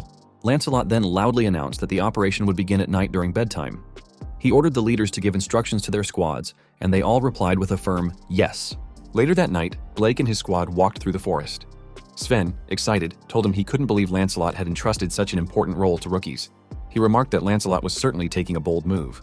However, Therese disagreed, saying it was the opposite. Lancelot probably believed they wouldn't succeed. Clara nervously asked Blake if he could find the monsters with his power. He replied with a simple yes, but added that the range of his detection barrier technique wasn't very wide, so they would need to move around a bit. Sven marveled at him, saying, "You're still an extraordinary old man." Therese, however, remarked that she wasn't even surprised anymore. Clara silently stared at Blake, thinking to herself how amazing he was. She was equally impressed by his barrier techniques. When she was with him, her heart raced and she felt a sense of excitement she couldn't explain. On the other hand, in the village, the squad members were sleeping on the carriage, while in one of the houses, Lancelot lay in bed, seemingly asleep. Monsters armed with knives crept into the house and slowly approached him. They raised their knives, aiming to strike and strike down in unison. However, before they could touch him, one of the monsters was hurled out of the house. Lancelot stood up from his feigned slumber, wondering aloud why there were only a few level 3 lizardmen. He thought they were underestimating him. Minutes later, explosions rocked the houses in the village as the squad members fought the lizardmen, mocking them as weaklings. Their taunts ceased when they heard the sound of heavy footsteps. Turning, they were shocked to see level 4 orcs approaching. One of the orcs charged forward, swinging its massive hammer. The hammer struck 2 magicians in the back, sending them flying. They crashed to the ground, cursing as the orcs closed in. Just as the orc seemed unstoppable, a powerful fire spell struck the lead orc in the face. It was Lancelot. He asked the magicians where the other monsters were. They thanked him, but one of the magicians, trembling with fear, told Lancelot to look behind him. When he turned, he saw the level 6 orc lord looming over him. The magician, recognizing the strength of a level 6 monster, stutteringly shouted to the others not to worry because they had the invincible Captain Lancelot. Lancelot leapt into the air, gathering air magic in his left hand and fire magic in his right. He aimed at the Orc Lord and released both spells simultaneously. The combined magic engulfed the Orc Lord and its orcs, reducing them to ashes. Lancelot continued channeling his overpowering magic until there was no trace of the monsters left. Once satisfied, he landed safely on the ground. The senior magicians cheered loudly, shouting that Lancelot was as amazing as they expected. However, Lancelot remained silent, sensing that the monsters were unusually well prepared. He deduced that there must be a commander, as an Orc Lord shouldn't possess such intelligence. Suddenly, Lancelot froze in shock, and the others were paralyzed with fear as they saw a new monster approaching. Meanwhile, nearby, Blake and his squad found the missing women and children in a cave. They quickly untied them, assuring them they were safe and that everything would be all right. However, Blake suddenly felt an ominous presence. Without hesitation, he rushed outside, shouting to his team that he would leave the rest to them. Back in the village, the approaching monster spoke to Lancelot, who remained frozen in shock. The monster mockingly asked Lancelot what was wrong and if he was powerless before it. Lancelot stared at the enormous Barbarossa standing before him. Some senior magicians backed away, murmuring that Barbarossa might be a level 8 monster due to its immense strength. Others dismissed their fears, shouting that there was no way their captain could lose. Barbarossa starts swinging around its massive axes at Lancelot while taunting him, asking if this was all the strength the captain of the Royal Magician Corps' 1st Division could muster. Lancelot remained silent, realizing that he had used up a significant amount of his magical power in the previous battle. He calculated that he could only cast one more high-level spell. If he missed, it would be over. He wondered anxiously what he should do. Despite his doubts, the senior magicians shouted their unwavering confidence, declaring that Lancelot would definitely defeat the giant with ease. Lancelot dodged Barbarossa's attacks, steeling himself with the thought that he was the invincible Lancelot and couldn't lose to anyone. However, Barbarossa timed his jump perfectly and struck him, slamming him into the ground with such force that it caused an explosion. The impact left the other magicians calling out to him in worry. Barbarossa raised its axe, declaring that it was over. It swung the weapon down with tremendous force, shattering the ground beneath. Barbarossa grinned, thinking it had secured victory, only to be stunned when it saw Blake standing in front of it, blocking the attack. Blake calmly said, "Looks like he made it in time." The senior magicians were in disbelief as they witnessed Blake stopping Barbarossa's massive axe. They questioned aloud what was happening, unable to comprehend the scene before them. Blake turned to Lancelot, offering to heal his wounds. Raising both hands, he began to mend Lancelot's injuries. Lancelot, shocked by the unexpected display, asked if it was holy magic, given that he thought Blake could only use barrier techniques. Blake explained that it was a healing barrier technique, utilizing the purification and detection properties of barriers to stimulate the body and promote regeneration. Barbarossa, enraged by the scene, demanded to know how they dared to casually converse in front of him. It cursed them while repeatedly striking the barrier. Blake helped Lancelot to his feet and inquired about their chances of victory. Lancelot admitted that high-level magic could secure their success, but it required time to charge, and Barbarossa's vigilance could render it ineffective. Blake assured Lancelot that he would create an opening, causing Lancelot to question whether he planned to rely solely on defensive barriers. Lancelot expressed concern that Barbarossa would notice the high-level magic being prepared. Blake dismissed the concern, stating that he intended to fight, leaving Lancelot astonished and questioning how a defensive barrier technique could be used in combat. Blake brought his hands together, channeling energy to create a soft barrier around his feet. He positioned himself carefully before leaping with the enhanced strength of the barrier-augmented jump.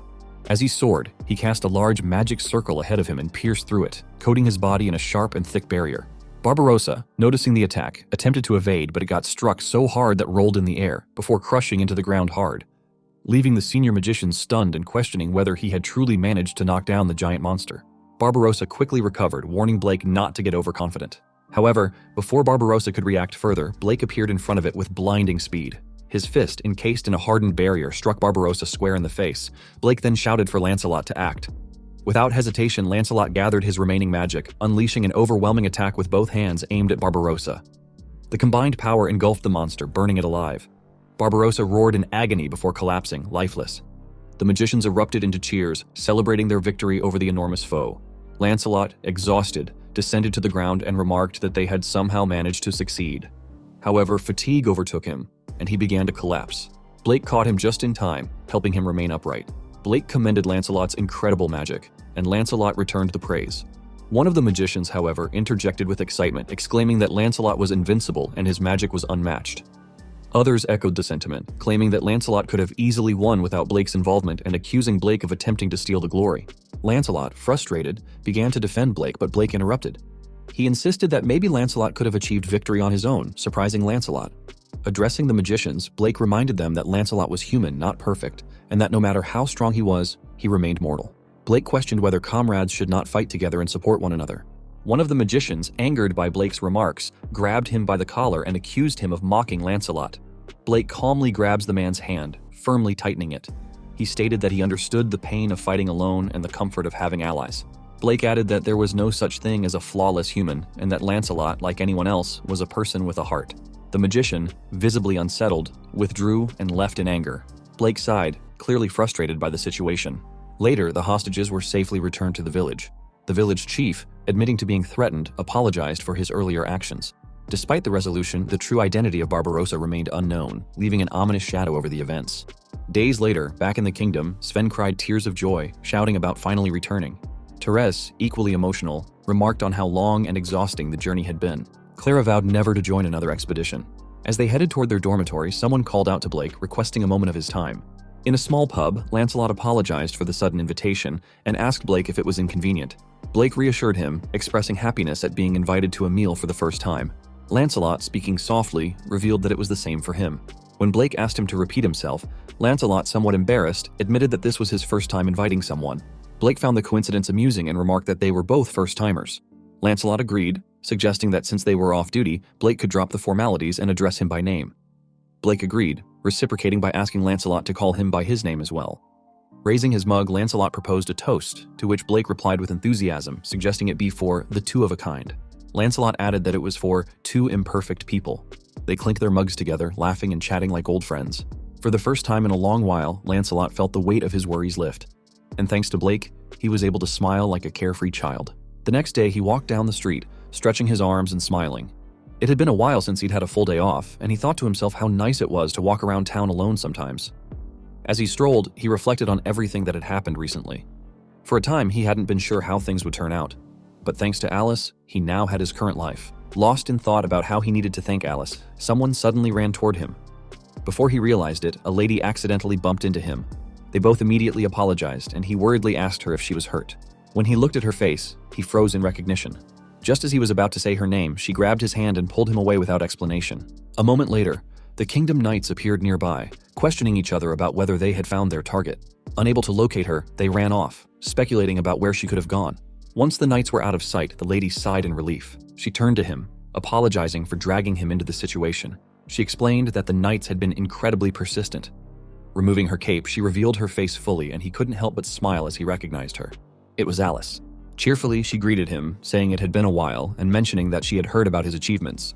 Embarrassed, he replied that he hadn't done anything special. Curious, he asked why she was being chased. Alice hesitated for a moment before proudly admitting that she was running away from her responsibilities. She explained that preparations for the Demon King's defeat celebration were underway, along with countless other events she was being forced to participate in. She went on to complain about having to meet hundreds of important people, create endless documents, and respond to fan letters. He stuttered a response, commenting that it all sounded tough, but Alice quickly shot back that the word tough didn't even begin to describe it. She added that Etta and the others had also been called to help but didn't have nearly as much work as she did. Frustrated, she lamented that as the hero, her workload was nothing short of murderous, and that the others seemed to be trying to work her to death. She finally declared that she'd had enough and didn't care what happened anymore. Seeing her frustration, he thought to himself that Alice needed a change of pace. He interrupted her complaints, calling her name and asking if she wanted to hang out with him. Alice seemed surprised, asking if it was really okay. He reassured her that it was, adding that she had done a lot for him and that he wanted to thank her properly. At first, Alice seemed taken aback by his offer, but after a brief moment, her expression brightened. She enthusiastically agreed, visibly excited by the idea. A little while later, they arrived at a picturesque spot. He looked around in awe, remarking that he hadn't known such a place existed near the royal capital. Alice, clearly proud, revealed that it was her favorite spot and that she often came there when she wanted to be alone. Hesitant, he asked if it was really okay for him to intrude on such a personal place. Alice dismissed his concern with a simple response, telling him it was fine because he was special. She then pulled something out of her bag, announcing that her lunchbox was making its appearance. He opened it to find a perfect sandwich layered with egg, burger patty, tomato, special sauce, and lettuce.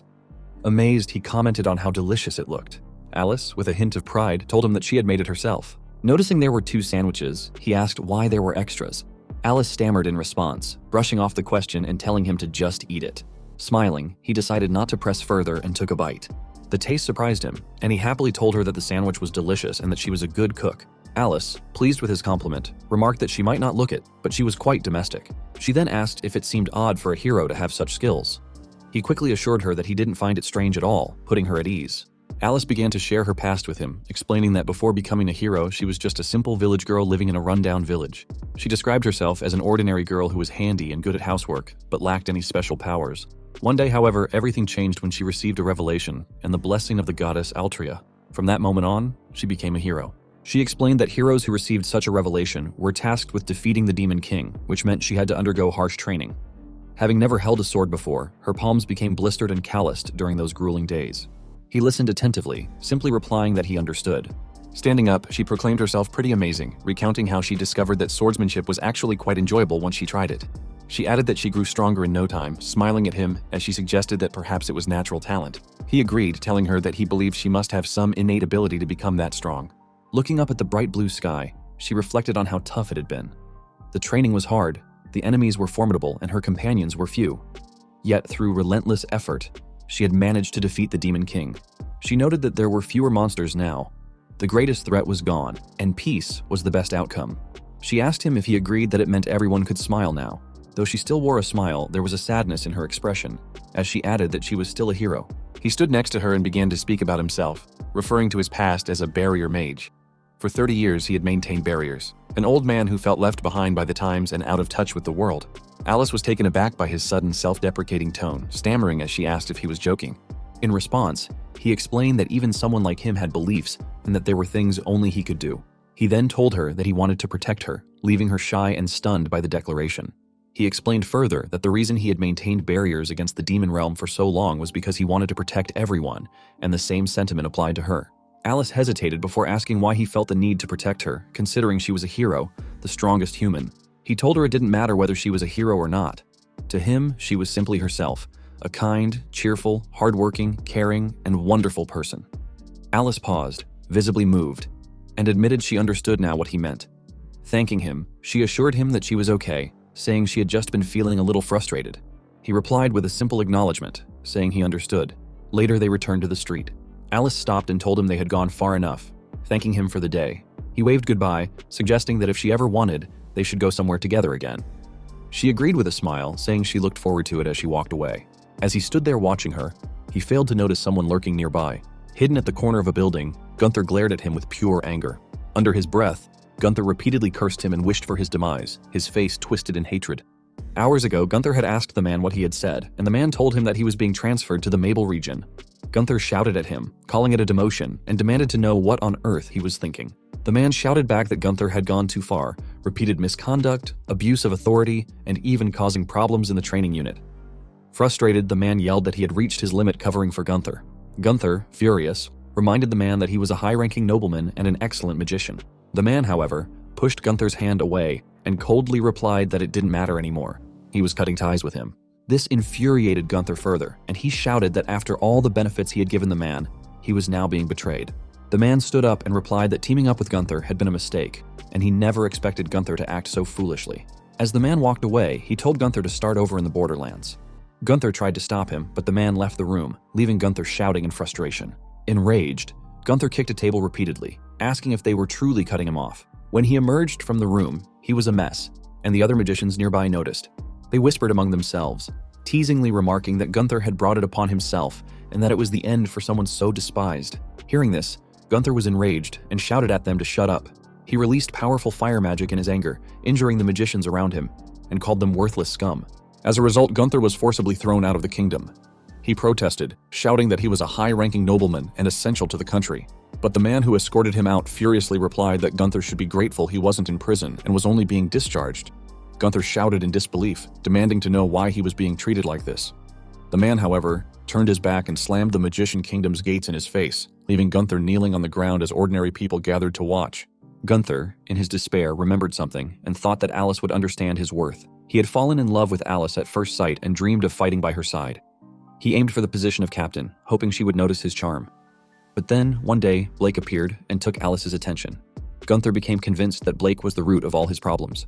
Determined, Gunther stood up, wondering where Alice was. He pushed past people without caring if he bumped into them, intent on finding her. His steps faltered when he saw Alice smiling brightly. He was happy to see her and was about to call out to her, but then he froze in shock. Blake was with her. They were happily chatting, and Gunther could only ask himself why. He thought that it should have been him in Blake's place. At that moment, Gunther's dreams of chatting with Alice, making her smile because of him, and eventually being with her, shattered. Seeing Alice's happiness with Blake, Gunther cursed him and wished for his death. His despair turned into a twisted determination as he thought of killing Blake and taking Alice for himself, laughing like a demon as he convinced himself that Alice had been his from the start. The next day, the instructor ordered everyone to line up. The units assembled, and Sven noticed the formation as Lancelot stepped forward to announce their roles. Lancelot informed them that their mission would be to guard VIPs in the city during the upcoming Demon King subjugation ceremony.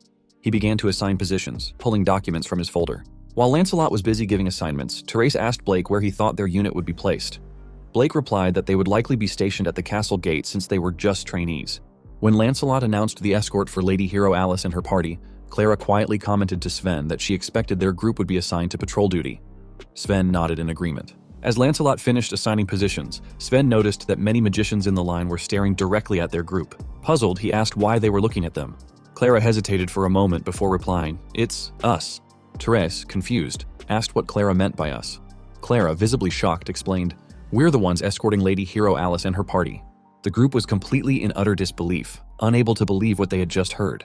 Everyone was in silence to hear the announcement and stared at them. One of the senior magicians stepped forward and asked if the trainees were truly going to be the escorts for Lady Hero Alice and her companions. He argued that there must have been some mistake. Lancelot firmly confirmed the decision, explaining that it was a recommendation from both Alice and himself. He noted that the trainees had performed admirably during the recent monster attack. Additionally, Blake had the notable achievement of defeating the former vice-captain Gunther, and was trusted by both Alice and Etta. The other magicians agreed that Blake was strong enough to fight alongside Lancelot himself, as they had witnessed Blake's power firsthand.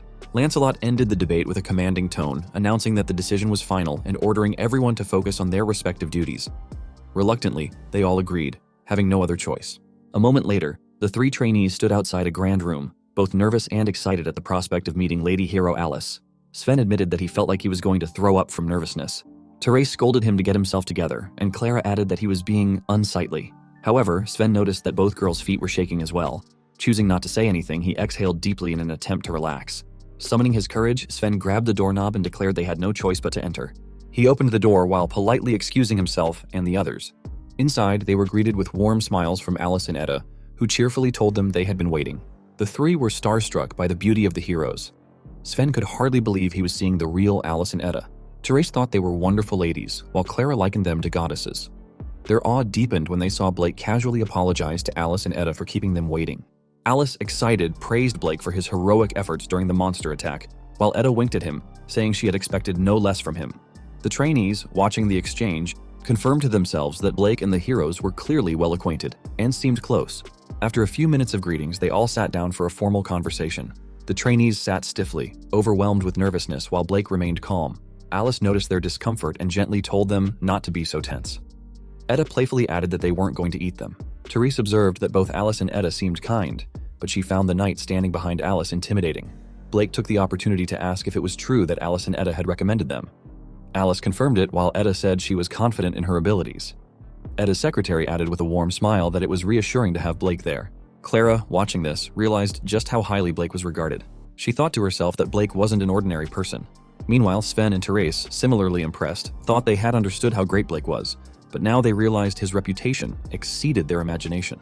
They stared at Blake, who remained composed, in amazement. The captain of the knights stepped forward and asked Alice if he could make a suggestion. Alice nodded and asked what it was. The knight then remarked that, while Blake might be capable, the other three lacked the air of strong individuals.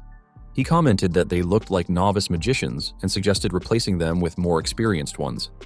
Sven and Therese, though silently acknowledging the knight's criticism, felt dejected. Clara, however, refused to back down. Seeing Blake's warm, encouraging smile, she stood up and boldly declared that they could do it. Inspired by Clara's courage, Sven and Therese stood up as well, shouting that the knight couldn't judge their abilities without seeing them in action. The knight sighed and calmly suggested testing them to see if they were worthy. They moved to an open training ground for the test. The knight explained the rules. If they could land a single attack on him, they would win.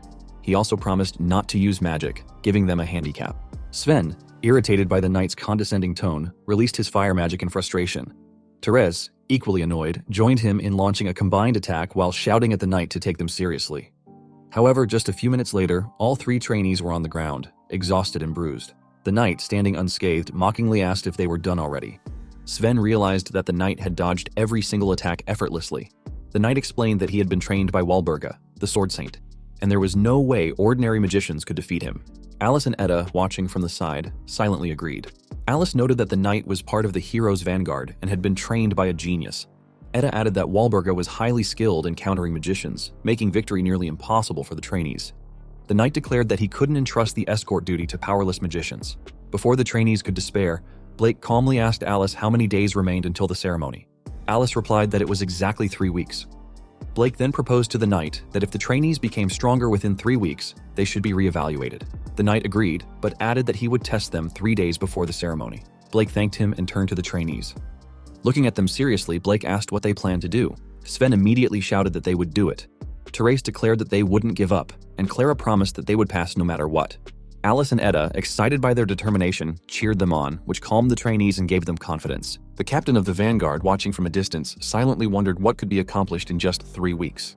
He resolved to keep an eye on their progress. Meanwhile, Sven encouraged his team to give it their all, and Therese added that they would complete any training, no matter how hard it was. The next day, in Mecha Forest, the trainees encountered strong armed monsters. Despite their determination from the previous day, they were now running for their lives, screaming, "We don't want to die." Therese shouted in horror that there was no way they could defeat a level 3 monster, while Clara shouted that it was a strategic retreat. Blake, hovering in the air and standing on a barrier, called out for them to do their best. However, Sven shouted back that it was impossible. Blake told them they wouldn't get stronger by running away.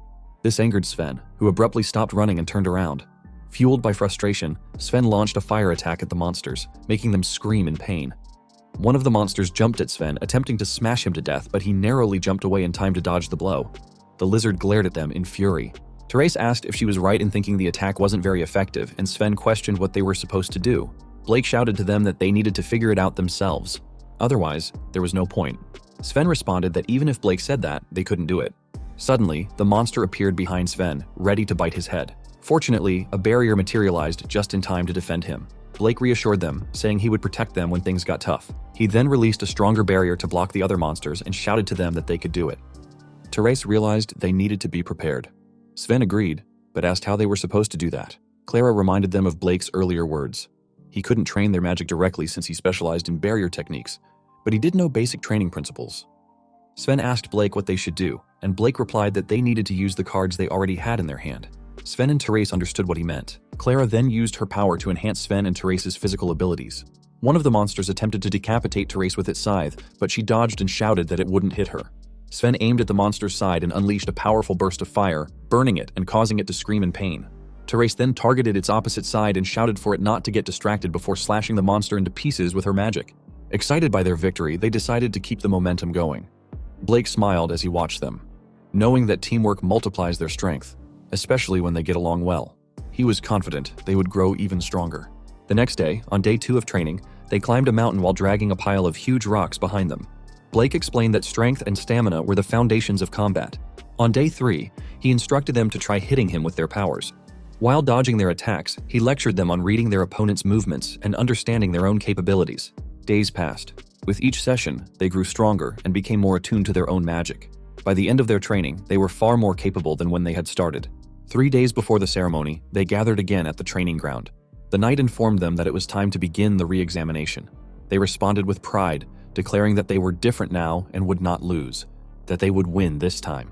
The knight took note of their excessive confidence and wondered if Blake had encouraged them. He thought to himself that false confidence held no value, as reality would soon confront them. Sven struck first, aiming his hand at the knight and releasing a powerful burst of fire. The knight easily cut through the flames with his sword, telling them it was useless. However, Therese suddenly appeared in front of him and declared that it wasn't useless.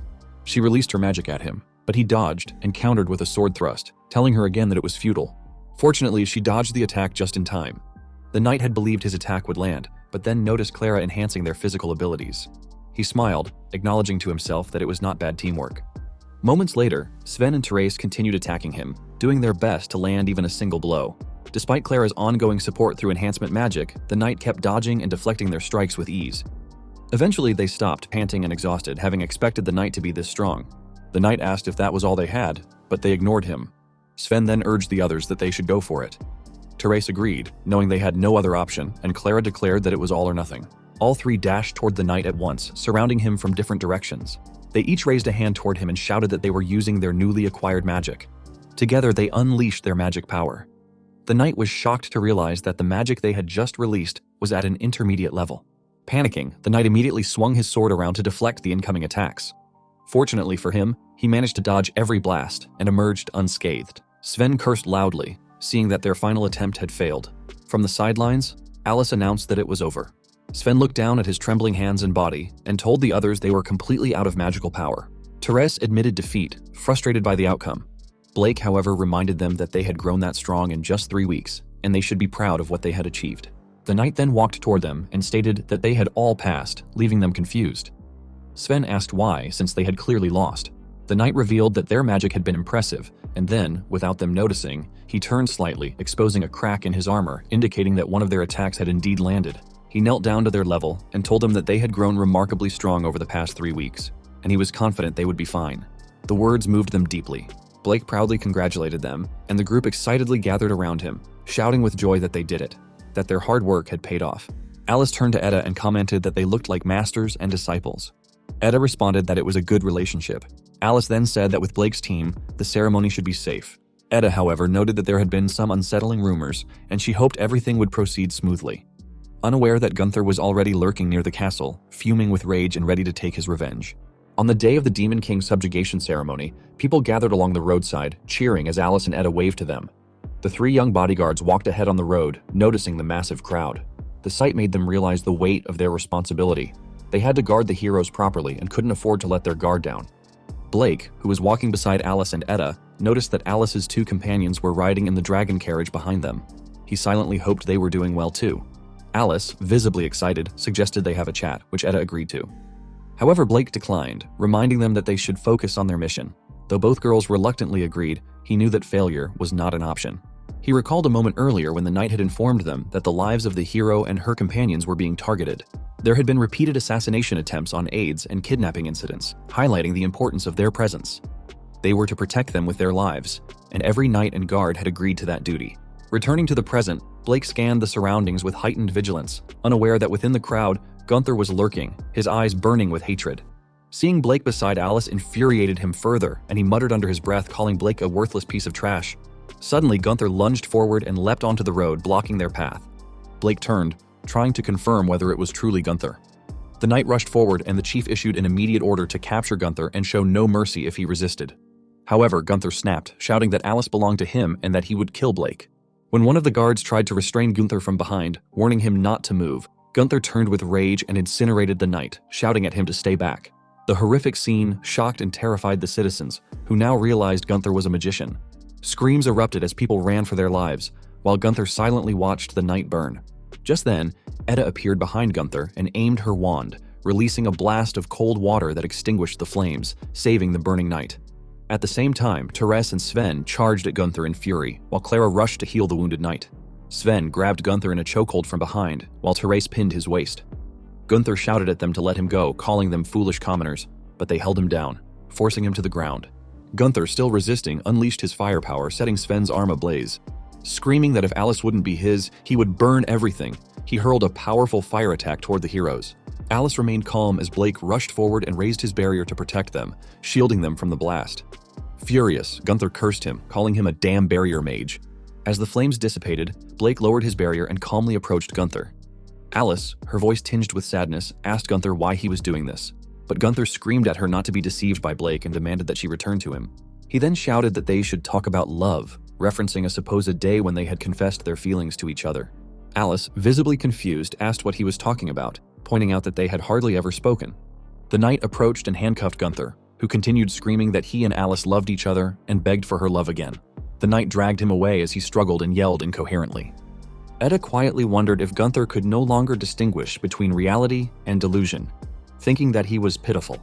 Alice noticed Blake staring at Gunther and hurriedly explained to him that she had never dated anyone and never had the time for such things, leaving Blake slightly confused. Edda then pointed out that the citizens were beginning to gather again. Alice turned to the crowd and assured them that the attacker had been captured.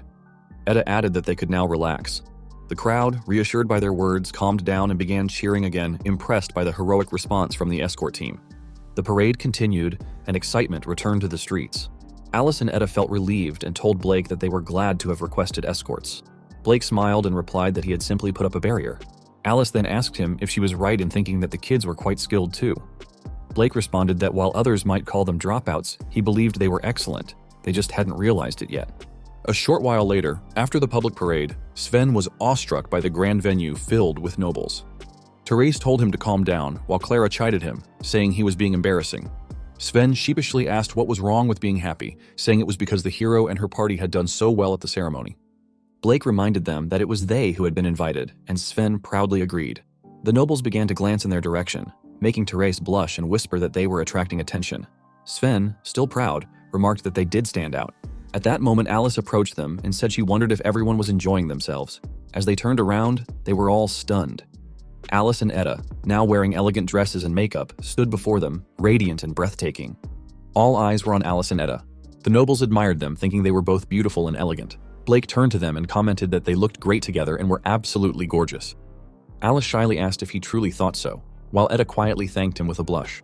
Just then, Lancelot appeared and told Blake that it seemed he had done quite well out there. Blake humbly replied that Sven and the others had done far better than he had, prompting Lancelot to glance over at them. Sven and Therese, proudly agreeing, told Lancelot that Blake was just being modest. Clara, observing her friends getting cocky so quickly, quietly noted it to herself. Lancelot then turned to Clara and told her she had handled things wonderfully too, which caused her to blush and look away, flattered. She stammered that Blake was praising her too much. Alice, curious, asked when Blake had gotten so close to Lancelot.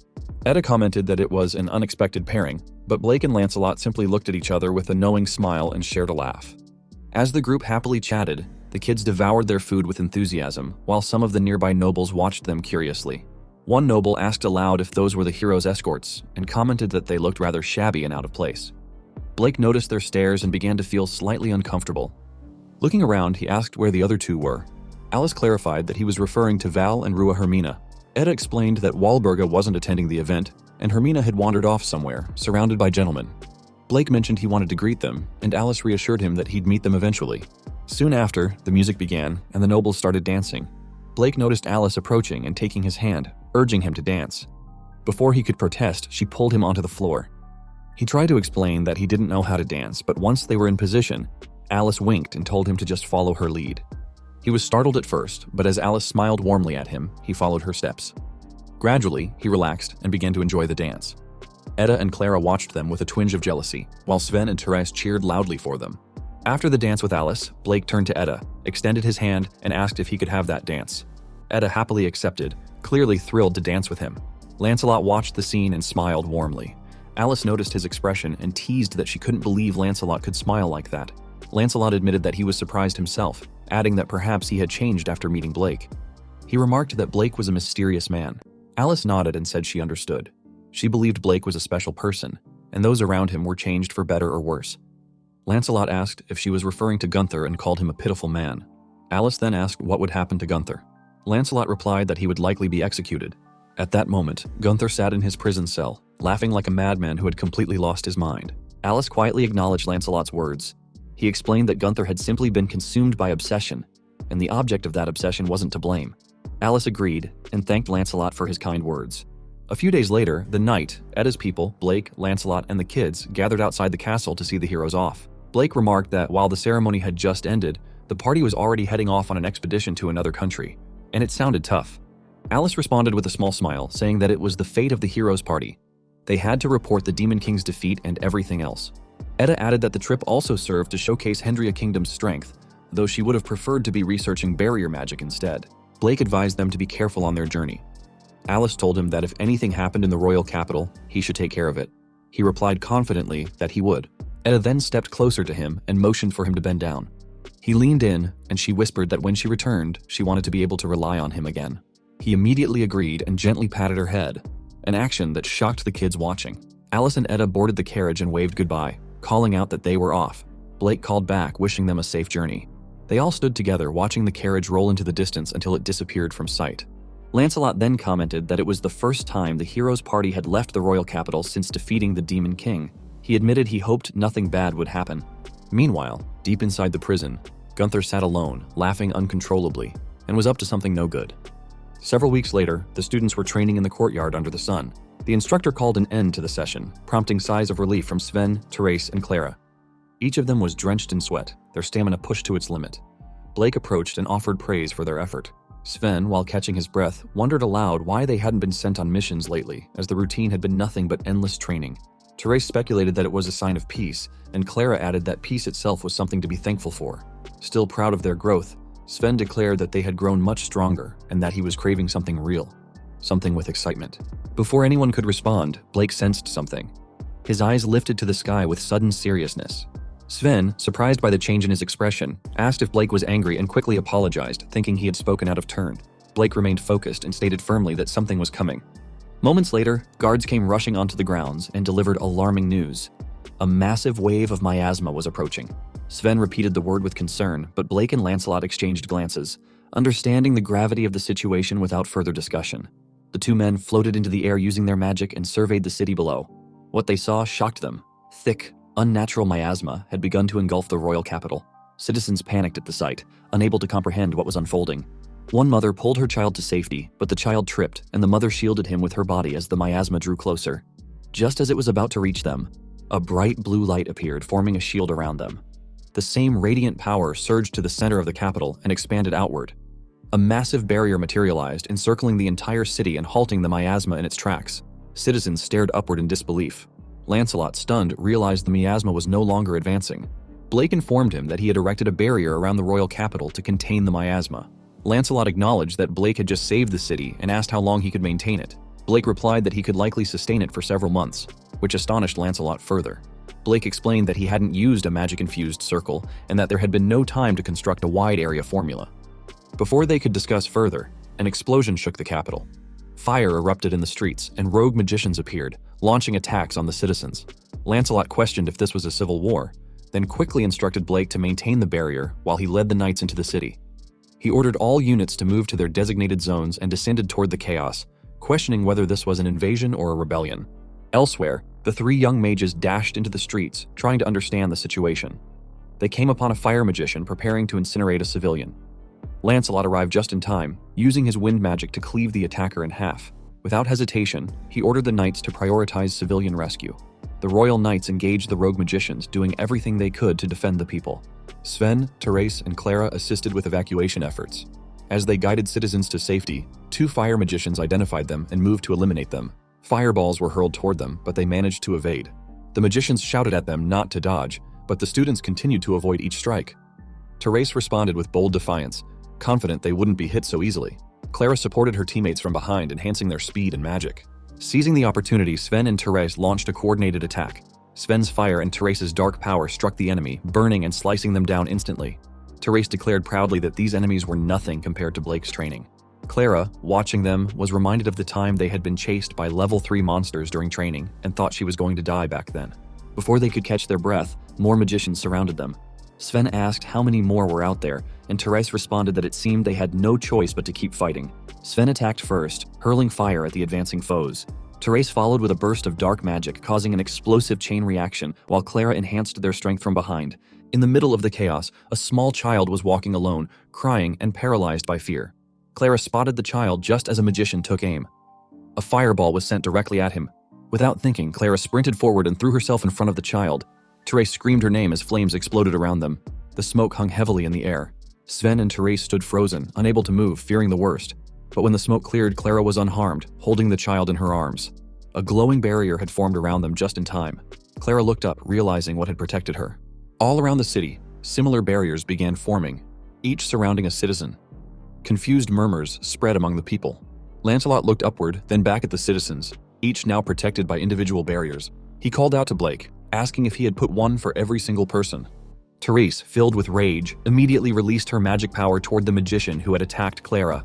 Her blade-like energy tore through the air and struck with precision, slashing the enemy down instantly. With the threat eliminated, she and Sven rushed to Clara's side, both visibly worried and asking if she was all right. Clara, still holding the child she had protected, explained that Blake's barrier had shielded them. Therese expressed relief, while Sven looked around and noted that Blake wasn't anywhere nearby. Clara suggested that he might be casting the barrier from a distance. She then pointed to the people around them. Sven and Therese turned to look, and were shocked. Barriers were visibly surrounding other civilians as well. Therese, unable to contain her amazement, speculated if the barriers could be protecting every single person in the capital. Sven shouted that it was absolutely insane. Clara smiled quietly, confirming to herself once again that Blake was truly an extraordinary person. Meanwhile, Lancelot and his team were still engaged in battle against the rebel magicians. He shouted to his squad that the barrier protecting them was Blake's doing and urged them to make the most of it. One of the knights called back, warning that the rebel army's numbers were too great and that the royal family would soon be in danger at this rate. Lancelot asked if there were any spare troops available from the Magic Corps, but the response was negative. Realizing the difficult choice ahead, Lancelot understood that if they left their current position, civilians would be left vulnerable. Yet reaching the castle would take several minutes. With clenched teeth, Lancelot gave the order to entrust the defense of the castle to the Knight Corps. The announcement shocked those around him. One of the knights reminded him that the knights alone wouldn't be enough. Lancelot replied that Blake would provide support, and the knight acknowledged the command. That knight then smiled quietly, realizing Lancelot could have gone back himself, yet chose not to. It left him wondering if that decision was proof of just how much Lancelot trusted Blake. All the while, Lancelot continued cutting through rebel magicians, fully counting on Blake to hold the barrier. At the castle, the knights had gathered and were holding the gates with all their strength. The knight commander barked orders, telling his men not to let the bandits through. However, a fire magician among the rebels aimed his spell at the sky and exploded the gate into fragments. The commander was taken aback as the enemy magicians surged forward, rushing toward the castle interior. Just as they were about to breach the entrance, a barrier wall rose before them, halting their advance. In disbelief, the magicians shouted out, asking if this was the work of the barrier mage. Before they could regroup, a sword cleaved through them from behind. The knight commander had eliminated them all in one sweep. He glanced upward and quietly thanked Blake for the barrier, though Blake remained silent, his attention fixed entirely on maintaining the citywide defense. At that moment, a group of rebel magicians unleashed their combined magic in Blake's direction. As the spells neared, he calmly raised his arms. One hand blocked a surge of flames, the other deflected thunder magic. Simultaneously, he generated a massive barrier in front of him, intercepting the attacks entirely. Unbeknownst to him, a giant stone hand had formed behind him, and in a swift motion, it grabbed his ankle and slammed him to the ground. Despite the impact, Blake stood up again without a single injury or scratch. A figure stepped forward, commenting on his unscathed condition. It was Gunther, accompanied by several rebel magicians. Blake questioned whether Gunther was behind the rebellion. In response, Gunther, seething with anger, demanded to know how Blake dared to speak so casually to a high-ranking nobleman. He declared his intent to kill him, though the intensity of his own emotions left him breathless. Gunther straightened his posture and adjusted his coat, regaining a composed demeanor. He admitted that he had lost his composure, but reminded himself that a nobleman must always act like a gentleman. Blake asked how Gunther had escaped from prison. Gunther replied that he still had loyal supporters. When Blake asked what he meant by that, Gunther dismissed the need for further discussion, stating that Blake would die there anyway. Despite that, Blake persisted in questioning Gunther's motives. Gunther released a dark aura as his emotions boiled over. He shouted that it was all Blake's fault, calling him trash, a maggot, and a bastard. Gunther went on, declaring that he had been demoted and exiled to the borderlands, while a mere barrier mage like Blake had taken Alice away from him. In his fury, he blamed Blake entirely for his downfall. Blake listened to Gunther's accusations and calmly suggested that perhaps it was simply karma. The remark stunned Gunther. Blake explained that if Gunther had lived with sincerity and purpose, he wouldn't be in his current situation. The words visibly agitated Gunther, who was further angered when Blake added that Alice had said she was never his lover. Though it intensified Gunther's fury, Blake continued, advising him to stop blaming others for his own failures. That final comment caused Gunther to snap. In a frenzied scream, he vowed to burn Blake to death. He released a powerful and dark surge of magic, shouting that no matter how strong Blake was, casting barriers across the entire royal capital and the castle was impossible for one man. He claimed that he and the rebel magicians were seasoned fighters, and that this would be the end. Gunther, grinning with satisfaction, ordered all the rebel magicians to attack together. They complied without hesitation, unleashing their combined magical power at Blake in a single overwhelming assault. Gunther screamed in rage and triumph, declaring that the barrier mage would finally die. He calmly extended his hand forward, forming a barrier that blocked every magical attack coming toward him. Gunther, frustrated, released more of his own magic and ordered the others to continue the assault. Despite their efforts, the attacks were still not enough to break through the barrier. Rebel magicians then appeared behind him. Gunther commanded them to strike from the rear and finish him off. They obeyed, casting spells at his back, while additional attacks came from both sides. Surrounded on all fronts, he extended both arms forward and backward, forming a spherical barrier that enclosed him completely and intercepted the coordinated strikes. However, under the pressure of sustained flame magic, a crack appeared in the barrier. The barrier began to splinter and then shattered entirely, leaving him momentarily stunned. He had not expected it to break. Gunther, seeing the opening, urged his followers to attack again. The magicians launched another barrage of magic in unison. This time, he waited until the attacks were nearly upon him, then evaded every single strike with precise movements. He maneuvered through the final blast with ease, leaving the magicians stunned that he had dodged everything once again. Gunther, unwilling to give up, shouted that it didn't matter and ordered them to keep firing. Once more, an all-out attack was launched in his direction. He responded by reinforcing his feet with barrier energy, using it to propel himself high into the air to avoid the blast. Gunther laughed, calling him a fool and claiming there was nowhere to run. The enemy magicians responded with another synchronized attack, sending waves of destructive magic toward him mid-air. He softened a barrier around his palm, shaping it into a spear-like arrow, while his other hand formed a square barrier. Using the barrier, he propelled himself forward and pierced through the flame. He escaped the attack before it detonated, though he sustained light burns and injuries. Gunther grinned upon seeing his condition and mockingly asked if he was finished already. Gunther claimed that he was spreading himself too thin by deploying barriers across the capital, and that those worthless citizens would be the reason for his downfall. Remaining composed, he responded that Gunther was wrong. The unexpected response briefly silenced Gunther's manic energy. He then explained that it was thanks to everyone else that he could continue fighting. Gunther, irritated by the sentiment, accused him of spouting righteous nonsense. Gunther and the remaining magicians resumed their assault with a flood of magic. He narrowly dodged the incoming spells before they exploded across the battlefield. Gunther, incredulous, could not believe he was still standing. Blake, while in the air, glared down at Gunther before launching himself forward at high speed. He tore through the rebel magicians' formation, effortlessly breaking their line. Gunther and the few remaining followers were stunned.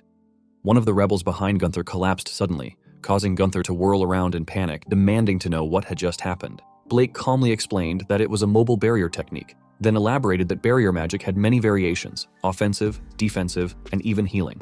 Before Gunther could react, he demonstrated by instantly healing himself on the spot. Gunther, infuriated, shouted that it was absurd and questioned how barrier magic could heal, declaring that only holy magic had such properties. He accused the technique of being unnatural and protested that barrier techniques were meant solely for defense. When he asked how it was possible, Blake simply stated that it was likely the result of training hard. This response pushed Gunther further into anger. He accused Blake of mocking him. With only 2 rebel magicians remaining, Gunther prepared to attack. Before any spells could be cast, Blake darted forward with lightning speed and struck down the 2 rebels at Gunther's side. Gunther looks back in disbelief, seeing his final allies unconscious. He informed Gunther that he was now the last one remaining, and then disappeared. In the blink of an eye, he reappeared behind Gunther and asked why he wouldn't surrender. Gunther began to laugh, then reached into his pocket and retrieved a hidden item. He revealed a purple stone, his trump card, and placed it into his mouth, consuming it. The stone's energy spread rapidly through his body, turning his veins a glowing violet. Gunther proclaimed his newfound invincibility, stating that the stone had been meant for a moment when he would be alone with Alice. He boasted that even the hero would submit to him with this power. Blake, still composed, simply said that he wouldn't allow it. Gunther began casting a massive dark energy, shouting that he should stop pretending to be Alice's protector. He hurled the magic at Blake and ridiculed him as an old man. Blake attempted to raise a barrier in response. However, the enhanced spell shattered the defense instantly, and a massive explosion followed, echoing across the battlefield.